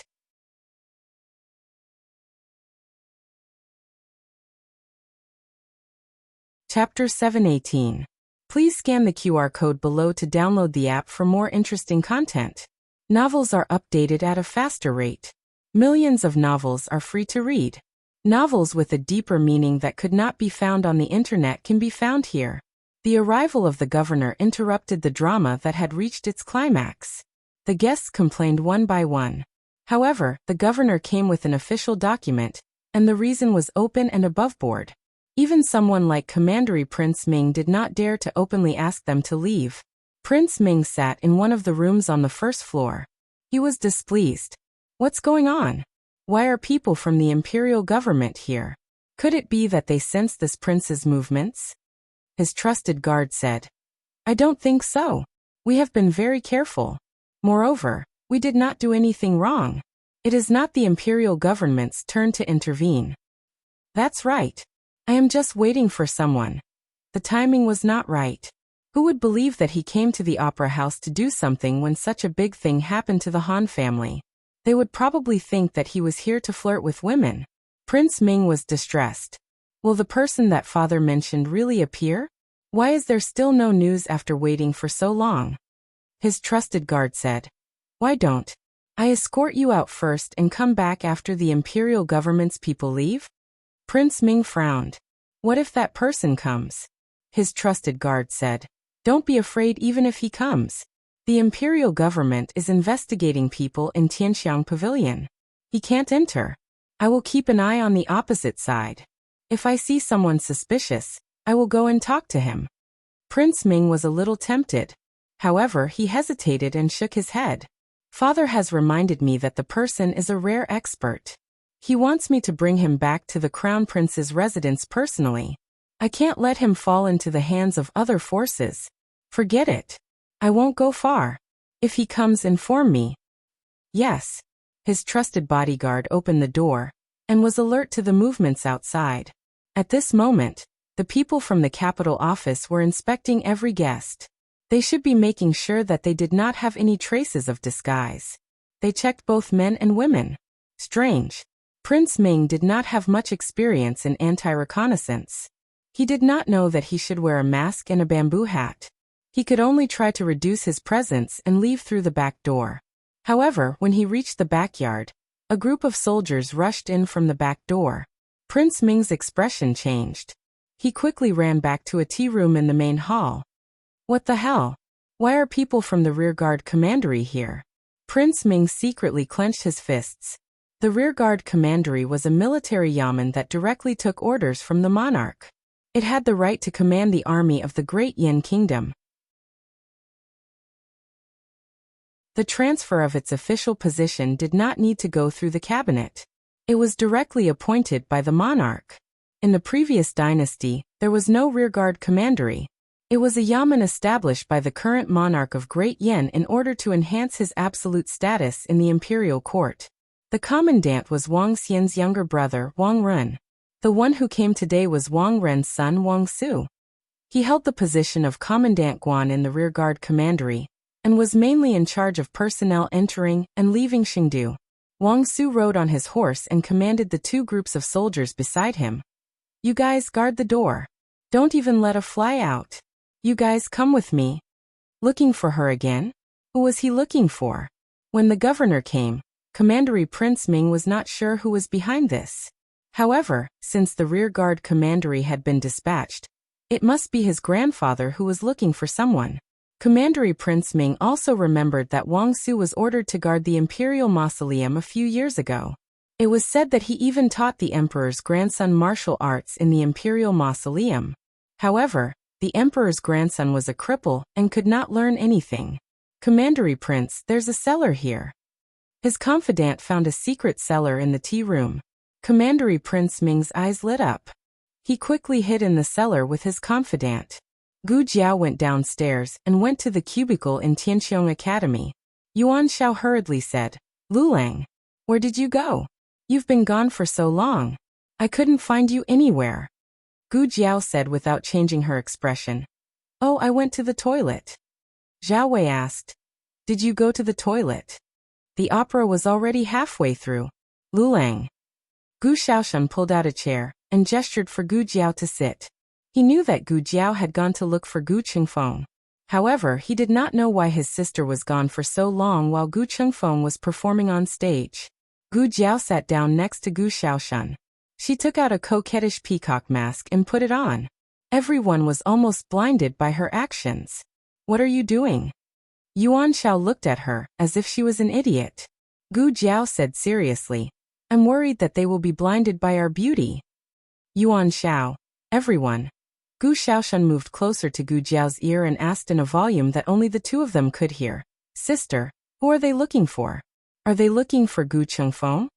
Gu Jiao looked at the group of officials who came in from the front, and then at the other group of officials who came in from the back door. She did not know much about the uniforms of the Yan Kingdom, and did not know that the second group of officials came from the rearguard commandery. However, judging from their aura and behavior, their status was not inferior to the capital magistrates. I don't think so, she said in a small voice. Gu Chengfeng was just an escaped slave from the Han family's mine.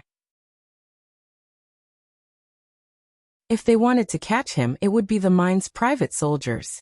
There was no need to mobilize two groups of powerful forces. Soon, the officials from the capital magistrate's office found the cubicle in Tianqiong Academy. Gu Xiaoshan was the first to be checked. There was actually a female official in this group of people. She did not look like a real official. Instead, she looked like an ordinary woman who had put on official's uniform. The female official pinched Gu Xiaoshuan's face as if to check if he was wearing a human skin mask. Then she pressed Gu Xiaoshuan's chest. Gu Xiaoshan was dumbfounded. What are you doing? The female official shook her head at the rest of the people from the capital magistrate's office. Gu Jiao understood. The person they were looking for was a woman. Gu Jiao had put on the mask to show Xiaoheng, so that Xiaoheng would know the intensity of this group of people's search. However, she had never expected that they would search the murder department. It seemed that the person who was at risk of being exposed was not Xiaoheng, but herself. The people from the capital magistrate's office searched the main hall, while the people from the rearguard commandery went to the second floor. Wang Su had seen the imperial grandson before. In fact, both Xiaoheng and Gu Jiao were at risk of being exposed. The people from Tianqiong Academy were checked one by one. Everyone unanimously put Gu Jiao last. They did not know why. They did not know that Gu Jiao was a woman. They just subconsciously felt that they should be at the front. Zhou Tong was the second from the bottom. Their inspection is a little rough, but they don't have any bad intentions. Don't worry, don't be angry. Zhou Tong turned around and said to Gu Jiao. He was afraid that Gu Jiao would stand up for her companions and beat up the officers. Gu Jiao wondered whether it was better to be caught, or to beat up the officers and run away. On the other side, Wang Su came to the room next to Gu Qingfeng's. After checking the guests in the room, he politely excused himself and left the room. Sir, this is the last room, the accompanying guard said. The door was ajar.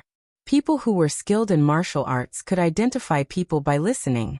There were two people in the room. Wang Su raised his hand and slowly pushed the door open. At the same time, the rest of the people from Tianqiong Academy were also checked. Only Gu Jiao was left. The female officer took off Gu Jiao's mask and pinched Gu Jiao's face. To be honest, the traces of the human skin mask were obvious enough. Just in case, they still had to check her body. How cunning was this woman to be able to force the officials to do this? Gu Jiao clenched the silver needle in her hand. Should she be exposed or not? Creak! The door to Gu Qingfeng's room was pushed open. Wang Su stepped into the room. All of a sudden, a foot kicked him in the chest, sending him flying. He flew over the railing on the second floor, and fell heavily into the lobby on the first floor. Fortunately, his martial arts were good. He flipped in the air, and stabilized himself when he landed. However, it still caused quite a commotion. Everyone raised their heads in unison. Even the female official who was about to check on Gu Jiao paused. The woman came to the railing and looked down at everyone. Then she ran away. The female officer hurriedly said, "To quickly chase after her. It's her." Everyone went to catch her. Gu Jiao thought, that was close. I was almost exposed. The woman ran down the stairs in one breath. The front and back doors were blocked. She was doomed to be unable to escape. Prince Ming sat quietly on the floor of the cellar, waiting for the search to end. His trusted guard said, "Prince Ming, listen. They seem to have found her. They are shouting. It's her, quickly chase after her." Prince Ming was relieved. That's great. They should leave now. Sure enough, they didn't come for me. Everything will be fine after they leave. I was not discovered. I was not discovered. I didn't mess up the task my father asked me to do. Before he finished speaking, the cellar door was opened. A small figure rushed down. Prince Ming didn't have time to kick the person out. The small figure was squatting in front of him. Then, the two of them stared at each other. Shang Guanyin raised her hand to greet him and said with a smile, "Nephew, long time no see. Let's go home together. Aunt will fly with you." Prince Ming. Digression, Prince Ming. Didn't you lose your memory? Why do you still remember to trick me? The latest chapter of this book is not finished yet. For more exciting content, please scan the QR code below to download the app. Novels are updated faster. Millions of novels are free to read. Novels with content that can't be found on the internet are all available here. https://www.zhbqg.com/89642_8964286/1070463002. HTML Genius memorized this website's address. www.zhbqg.com Bikugo mobile reading website.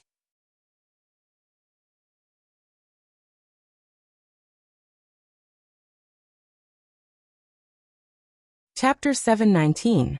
The latest chapter of this book is not finished yet. For more exciting content, please scan the QR code below to download the app.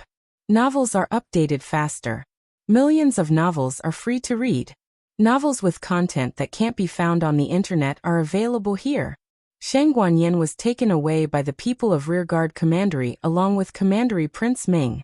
The people of the imperial governor were furious. They came here first, but in the end, all the credit was taken by the people of Rearguard Commandery. On the carriage back to the palace, Commandery Prince Ming felt very bitter. If he had known this would happen, he would have just sat in the room. At most, he would have a reputation of being idle. But why was he hiding in the cellar? It was obvious that something was wrong. "Commandery Prince, please come back to the palace with us to see His Majesty." Wang Su, who was escorting the carriage, said. What was the Rearguard Commandery? They were the eyes and ears of the emperor. If they found Commandery Prince Ming sneaking in the cellar, how could they not catch him? Others didn't dare to catch him, but the Rearguard Commandery wasn't. Commandery Prince Ming deeply felt that he had been tricked by Shang Guanyin. She must have done it on purpose. She knew that she couldn't escape, so she dragged him down. This aunt, she tricked his father last time, and now she tricked him again. Commandery Prince Ming and Shang Guanyin haven't seen each other for many years. Commandery Prince Ming didn't know Shang Guanyin. How did Shang Guanyin recognize him? What about the amnesia? No, he had to complain to his grandfather. He had to say that Shang Guanyin pretended to have amnesia. Shang Guanyin was deceiving the emperor. After the people of Rearguard Commandery and Imperial Governor left, Su Fengxian greeted the guests with a smile. Let's continue. Continue. Girls. Sing. Tianxiang Pavilion was restored to its previous grandeur. Gu Jiao also found an excuse to leave the cubicle and go upstairs. They didn't find you, right? Gu Jiao asked Xiaoheng. Xiaoheng stood by the window facing the street, looking in the direction where Wang Su and the others left. He said with a complicated expression, "Those are the people of Rearguard Commandery." Gu Jiao murmured. Rearguard Commandery? There was no Rearguard Commandery in Zhao country. This was the unique military authority of the Yan Kingdom. She had heard about it from Muchuan on the day she entered the palace. It was located outside the palace. On the right was the Supreme Court and the 6 ministries, while on the left was the Imperial Clan Court and the 4 commanderies. However, Gu Jiao wasn't sure what the Rearguard Commandery did. The Imperial Court official on the right side of the carriage is Commandant Guan Wang Su. He works for the monarch. Xiaoheng had investigated all the officials of Great Yan, and it happened that Wang Su was one of them. Wang Su was the legitimate son of Wang clan, and the nephew of consort Wang Xian. Wang Xianfei did not have a son, only 2 princesses. The Wang family did not participate in the fight for the throne, and was loyal to the king. Gu Jiao said thoughtfully, "So it's the monarch who is capturing people, and the woman just now is related to the monarch? Then why are you dressed so shabbily?" However, when he carefully thought about her appearance, she was indeed worthy of being called an immortal. And her eyes. It seemed to be a pair of standard phoenix eyes, but they were covered by messy hair. So Gu Jiao was not completely sure. "You. Gu Jiao found that Xiao Heng was staring at the carriage that was getting farther and farther away. "What are you thinking about?" Xiao Heng handed the watermelon in his arms to her. She dug it and said, "It's for me." When he said this, he felt a little depressed. He thought of her eyes that were afraid of being rejected, and he also thought of the hurt that flashed through her eyes when he didn't reach out to take it. Finally, the people of the rearguard commandery came, and she directly stuffed the watermelon into his arms. The watermelon was cold, but he felt it was hot in his hand. "And this," Xiao Heng said and handed a golden thing to Gu Jiao. It was the piece of gold that Gu Jiao broke off and shared with Sheng Guanyan. "She gave it to me, and asked me to pursue my wife." Gu Jiao. "She saw that I was a woman dressed as a man? When I talked to her, I clearly used a young man's voice. Even when I entered the room, I didn't change back to my own voice when I talked to Xiao Heng. Even if she suspected that I had an improper relationship with Xiao Heng, she should think that I'm gay. Of course, it may also be that I'm pursuing a man's wife. Oh, do I look like the one below? I went astray. Who is that woman? Why does she seem to know Xiao Heng?" The imperial palace. The emperor already knew that the evil creature was caught by the rearguard commandery, and was on his way back to the palace to be punished. He had gathered all his firepower, and was ready to attack Sheng Guanyan, but who would have thought that the rearguard commandery Prince Ming would come back? Commandery Prince Ming sneakily appeared in the place where Sheng Guanyan was hiding. At this critical moment, his behavior was too suspicious. Commandery Prince Ming going to Tianxiang Pavilion had nothing to do with Sheng Guanyan. But sometimes the truth didn't matter. What the emperor thought was important. However, Commandery Prince Ming couldn't tell others that he went to pick up a master on behalf of the crown prince. The emperor looked at Commandery Prince Ming with eyes that almost asked, "Did you go to assassinate your aunt?" Commandery Prince Ming was about to cry.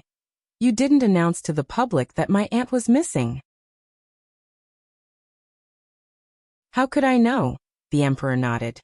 "Yes, I didn't announce it to the public, so you must have placed a spy around me." Commandery Prince Ming. "I didn't." Sheng Guanyan added oil to the fire. "You did, I saw it." "What did you see?" "You saw it. How could you lie through your teeth like this?" Commandery Prince Ming gritted his teeth. "My aunt remembered me. She called me nephew. She pretended to lose her memory." The monarch snorted and said, "Sheng Guanyan will call you nephew? Then she really lost her memory. She never paid attention to you." Commandery Prince Ming. "How could this be a trap?" The emperor ordered Commandery Prince Ming to go back to the crown prince's residence and grounded him for 3 months. He also ordered Zhang Dequan to call the crown prince into the palace and scolded him. No matter what Commandery Prince Ming did in the opera house, it was his fault as a father for not teaching him well. The crown prince thought, "Then isn't it your fault that I'm like this?" It's good to think about it. If he really said it, the emperor would kill him. With Commandery Prince Ming sharing the emperor's anger, Sheng Guanyan's punishment was not so heavy. At least, the emperor didn't really kill her. However, she was also grounded. After all, it was impossible for the king to forget the fact that he had made the king bald. "Where is Qing? If you tell me, I'll be lenient with you." Sheng Guanyan didn't say anything. The emperor coldly said, "Sheng Guanyan, I didn't keep you in the palace to protect you. It's just that I haven't found out the truth about the destruction of the imperial mausoleum. Once the truth is out, you immediately go back to the imperial mausoleum." Suddenly, someone came to report, "Your Majesty, there's a clue about the imperial mausoleum." The emperor. The emperor almost choked on his breath. Sheng Guanyan was also not much better. She couldn't go back to the imperial mausoleum yet. The emperor was waiting for her to beg for mercy. She didn't beg for mercy. The atmosphere was awkward. Zhang Dequan silently retreated and negotiated with the officials of the Ministry of Justice. When he came back, he reported with a smile, "It's a mistake, it's not about the imperial mausoleum." "Oh. Humph." The emperor and Sheng Guanyan turned their faces in different directions at the same time. Sheng Guanyan returned to Zhaoyang Palace and was grounded. The emperor called Wang Su from the rearguard commandery and asked him to find Sheng Guanqing's whereabouts. Yes. Wang Su took the order. The emperor leaned back in his chair tiredly. The weather was hot, and there was sweat constantly flowing from his head.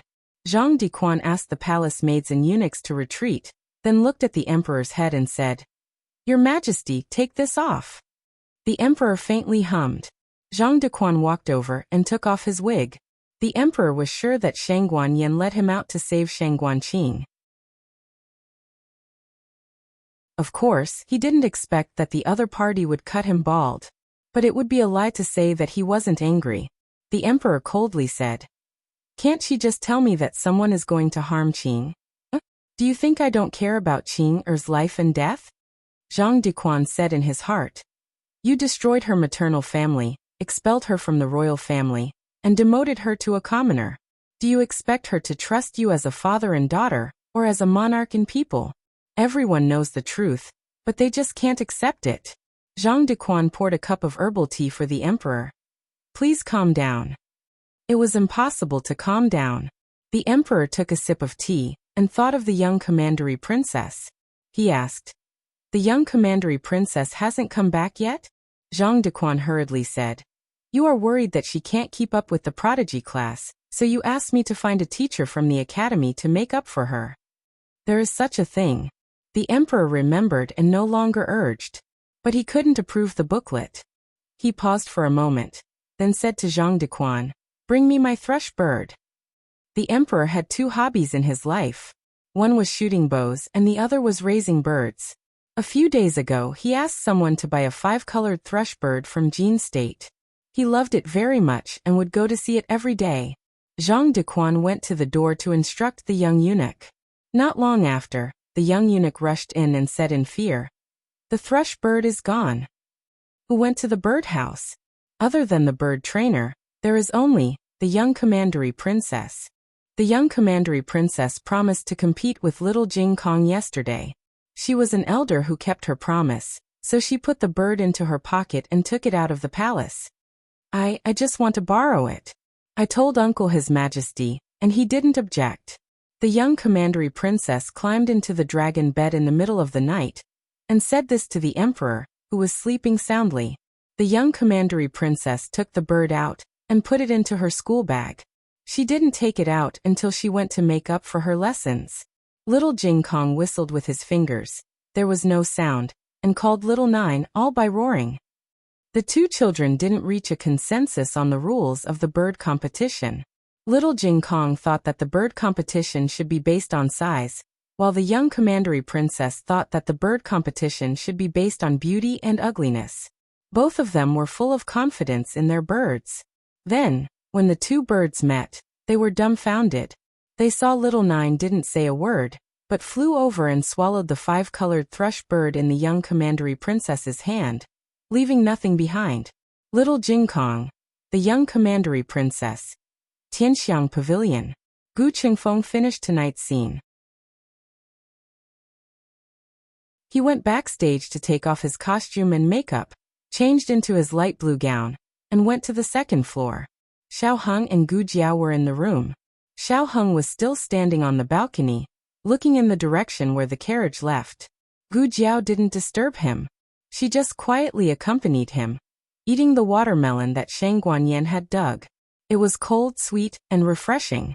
What Xiao Heng needed at this time was companionship, not enlightenment or heart-to-heart talk. "I'm sorry I neglected you."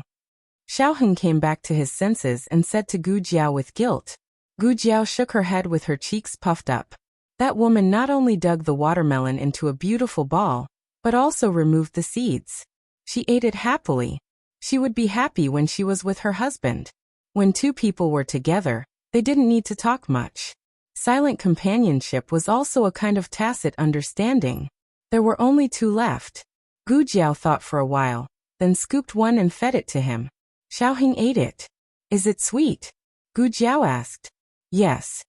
He nodded. "It's very sweet." Gu Jiao fed him the last watermelon. Then she held the watermelon, raised her head, and drank the watermelon juice. She drank until her face was covered with juice, as if she had a small red beard. Xiao Heng was amused by her, and the faint melancholy in his heart dissipated a lot in an instant. He took out a clean handkerchief and carefully wiped her face. His movements were gentle, and his eyes were gentle. Gu Jiao didn't move. She raised her face and let him wipe it. She was very obedient. When Gu Chengfeng came to the door, he saw this scene. He curled his lips and muttered sourly, "Stinky girl. You're so obedient when you're with this kid. But when you're with me, you're like a little devil." Knock, knock, knock. He knocked on the door without any trace of politeness. Xiao Heng just finished wiping.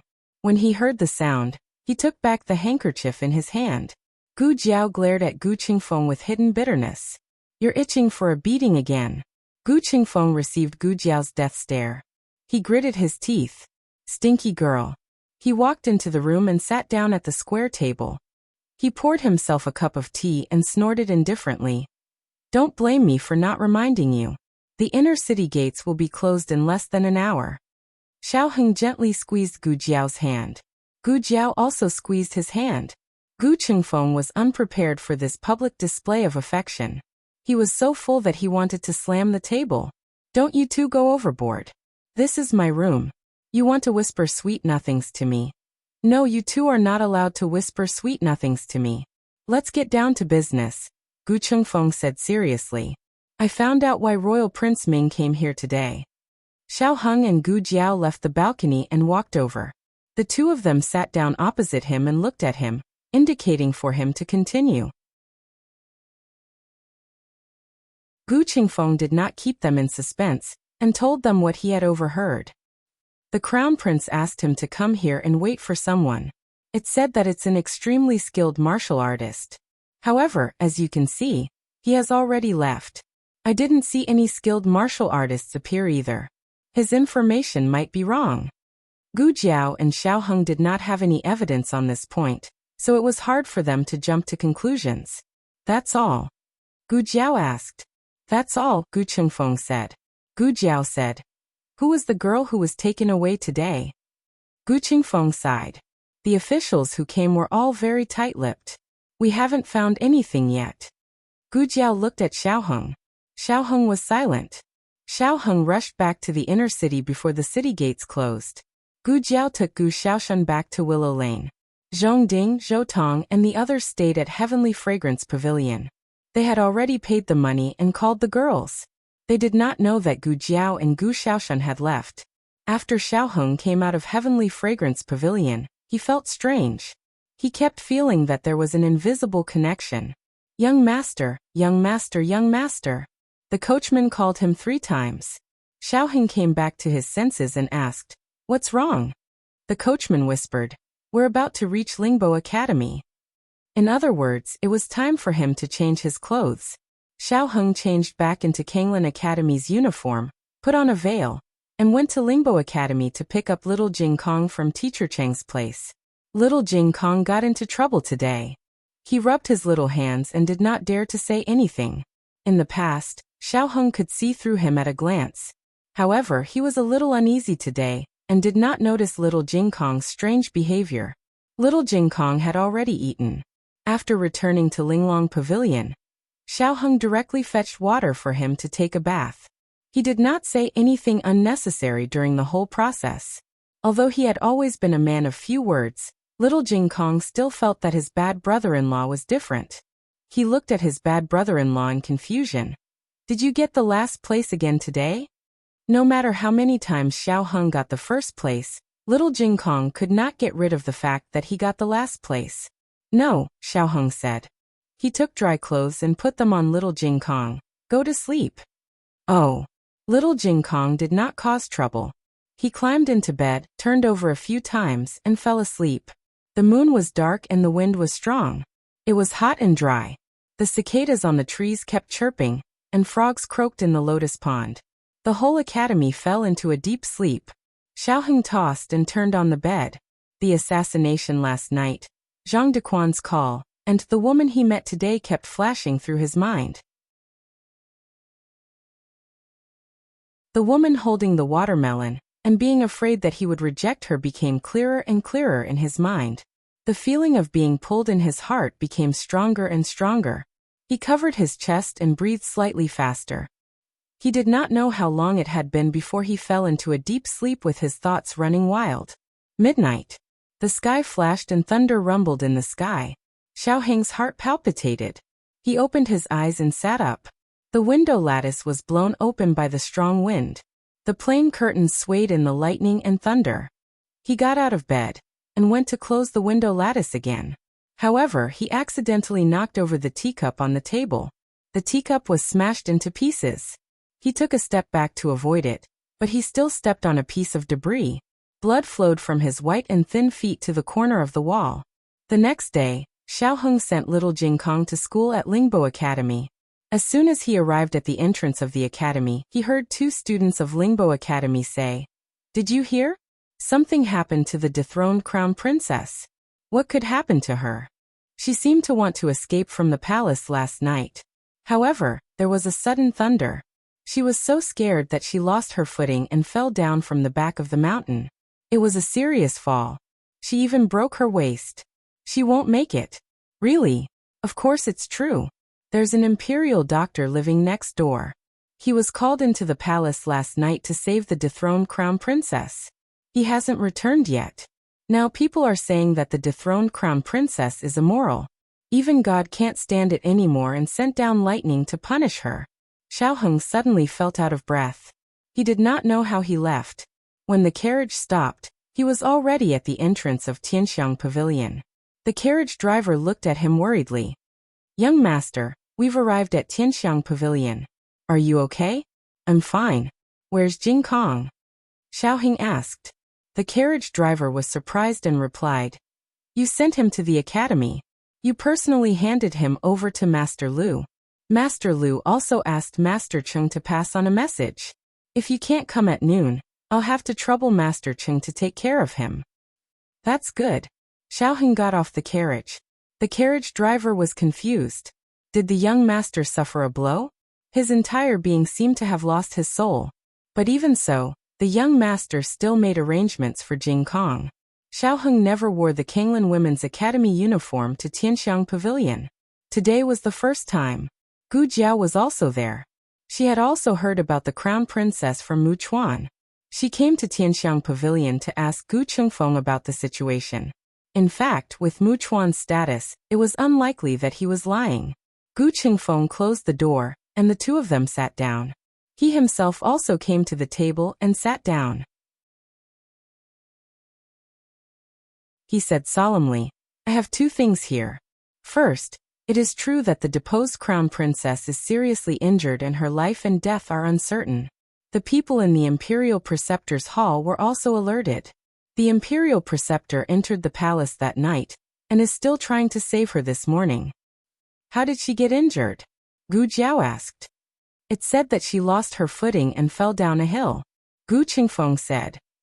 Second, Gu Chengfeng paused and then said, "The woman who was taken away by the commandant yesterday is the deposed crown princess." Xiao Heng's fingers clenched tightly. Imperial Palace Jiayang Hall.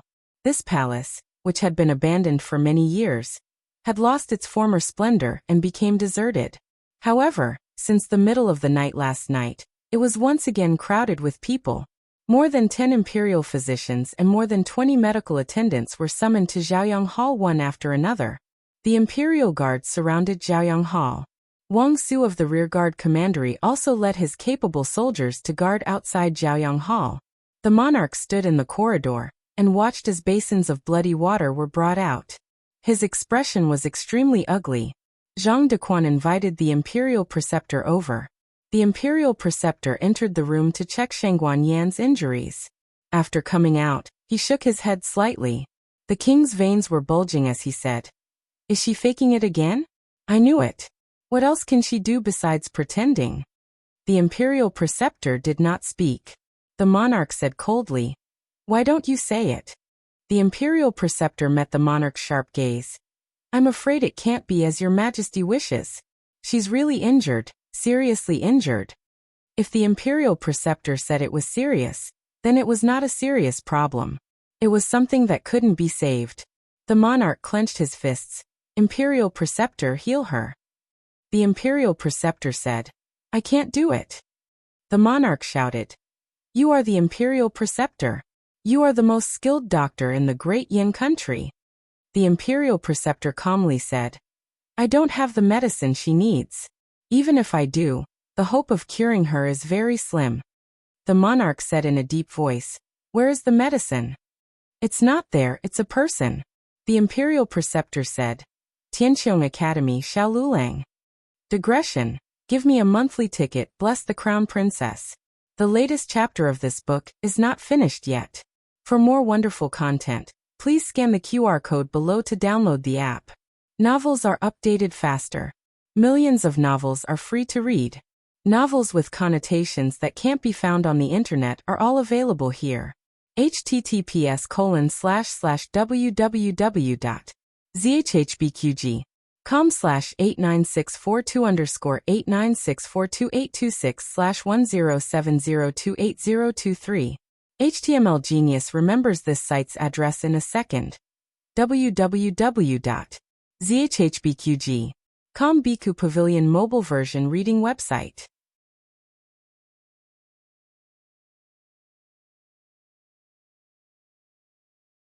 Chapter 720. The latest chapter of this book is not finished yet.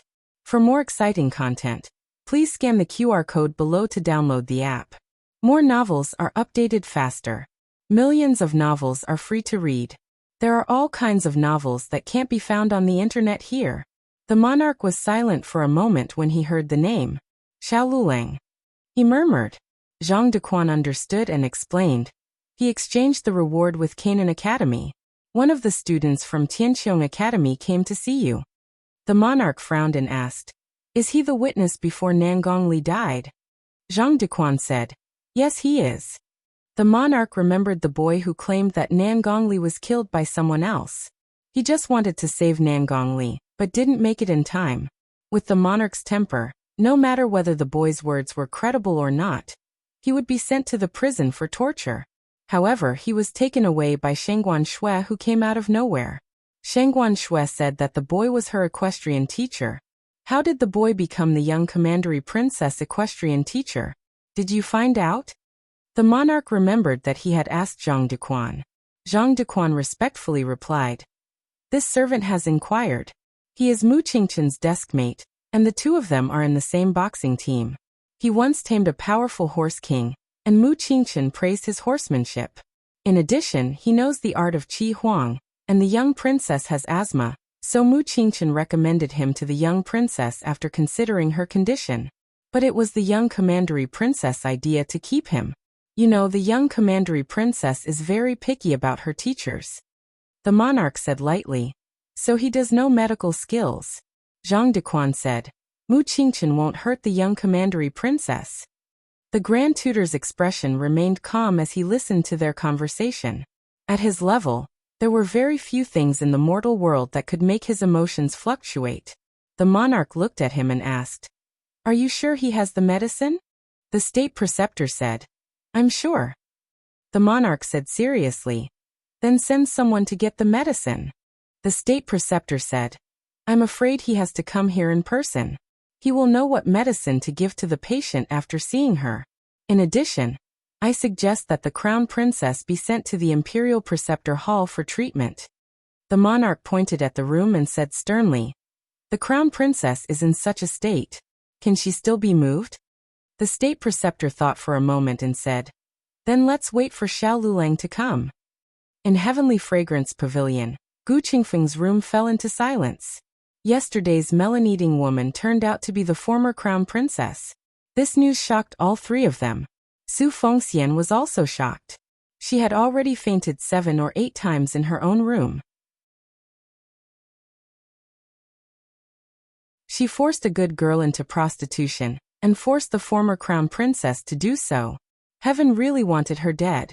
The former crown princess seems to know you. The crown prince wants to kill you. Gu Jiao glanced at Xiao Heng beside her. She felt that the answer she wanted to verify in her heart was about to surface. However, now was not the time to seek answers. How did something happen to the former crown princess? This was very suspicious. She didn't believe that the former crown princess was seriously injured by herself. The fact that the former crown princess was able to knock down 4 powerful maidservants showed that she had some skills. She couldn't have fallen like that, unless someone increased the force of her fall. For example, someone lifted her up high and threw her down heavily. Thinking of this cruel scene, Gu Jiao's eyes grew cold. Of course, this was only Gu Jiao's guess. She had to go to the scene to find out the truth. However, if her injury was caused by someone, then the murderer might have cleaned up the scene. It would be very difficult to investigate.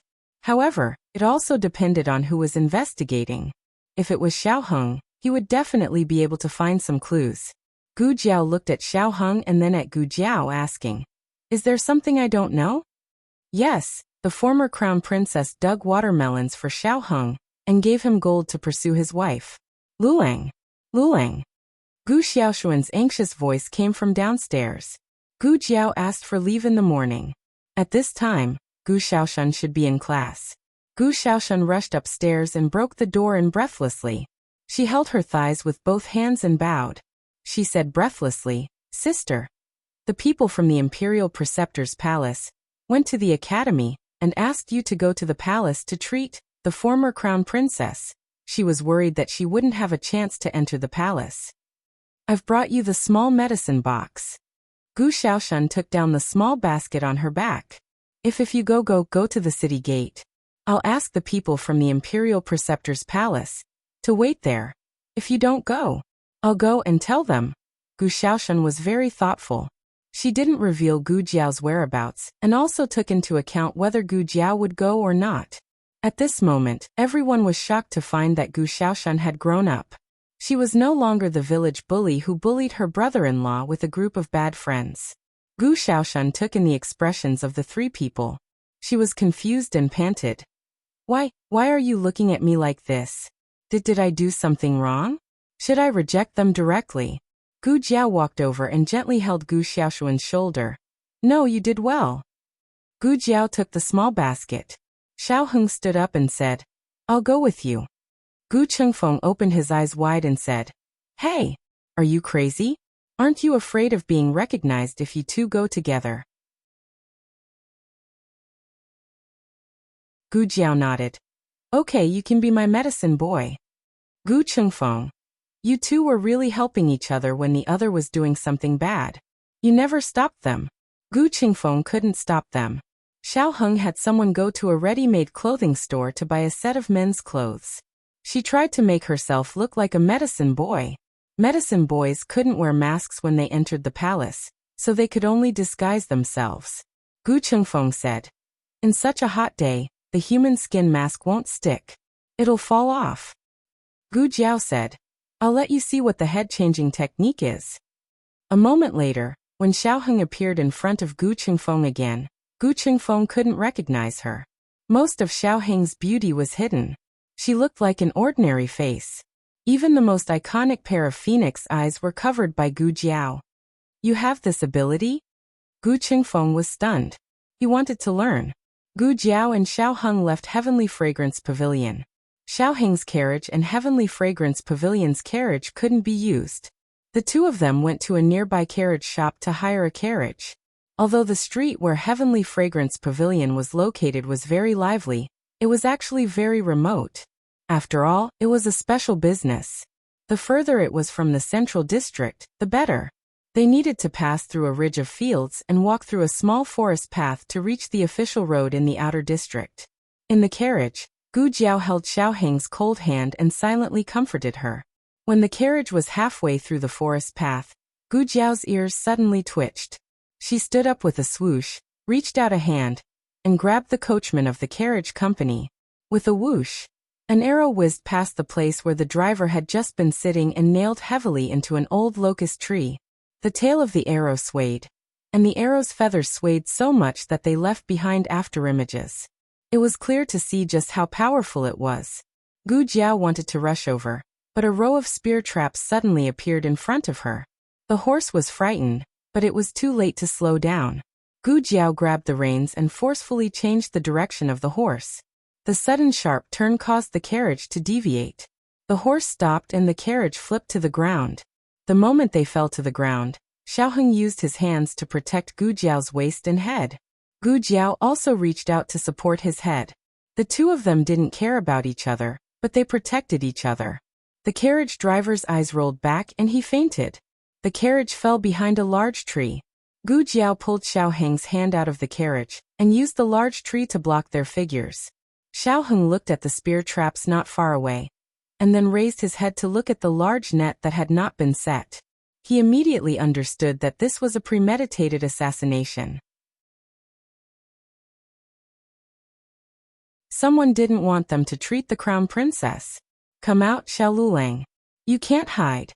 A man's indifferent voice came from the other end of the small path. Perhaps Xiao Lulang didn't recognize this voice, but Gu Jiao was not unfamiliar with it. Gu Jiao used her eyes to indicate to Xiao Heng to stand there and not move. She calmly walked out from behind the large tree and looked at Han Shitzi, who was riding a tall horse and holding a red-tasseled spear. She indifferently said, "So it's you." Han Yi looked down at Gu Jiao and said, "Are you very surprised, Xiao Lulang? No, you're not the real Xiao Lulang. That beauty from the Azure Water Women's Academy is. Just who are you?" Gu Jiao said, "Who am I? Why don't you go to the underworld and ask Nan Gongli?" Xiao Heng secretly observed Han Yi. He was stalling for time. The crown princess was about to die. Han Yi mockingly said, "Such a big tone. You don't really think that killing a crippled Nan Gongli makes you so capable, do you? You're simply not this Shitzi's match. This Shitzi will give you a chance to live. If you're willing to rely on the Han family, the grudges between you and the Han family will be written off. If you're stubborn, then this Shitzi will have no choice but to take care of the Han family's trusted aide here." Gu Jiao said without hesitation, "All right, I promise you. From now on, I'll be your Han family's advisor." As she spoke, she walked in front of the horse and reached out her hand to Han Yi. "Shitzi Han, I'm looking forward to working with you." Han Yi choked. What the F***ck Han Yi was simply dumbfounded. He couldn't even comprehend his emotions. He raised his arm in a daze and shook Gu Jiao's hand. Gu Jiao smiled. Alarm bells rang in Han Yi's heart. He wanted to dodge, but Gu Jiao had already grabbed his hand and pulled him down from the horse.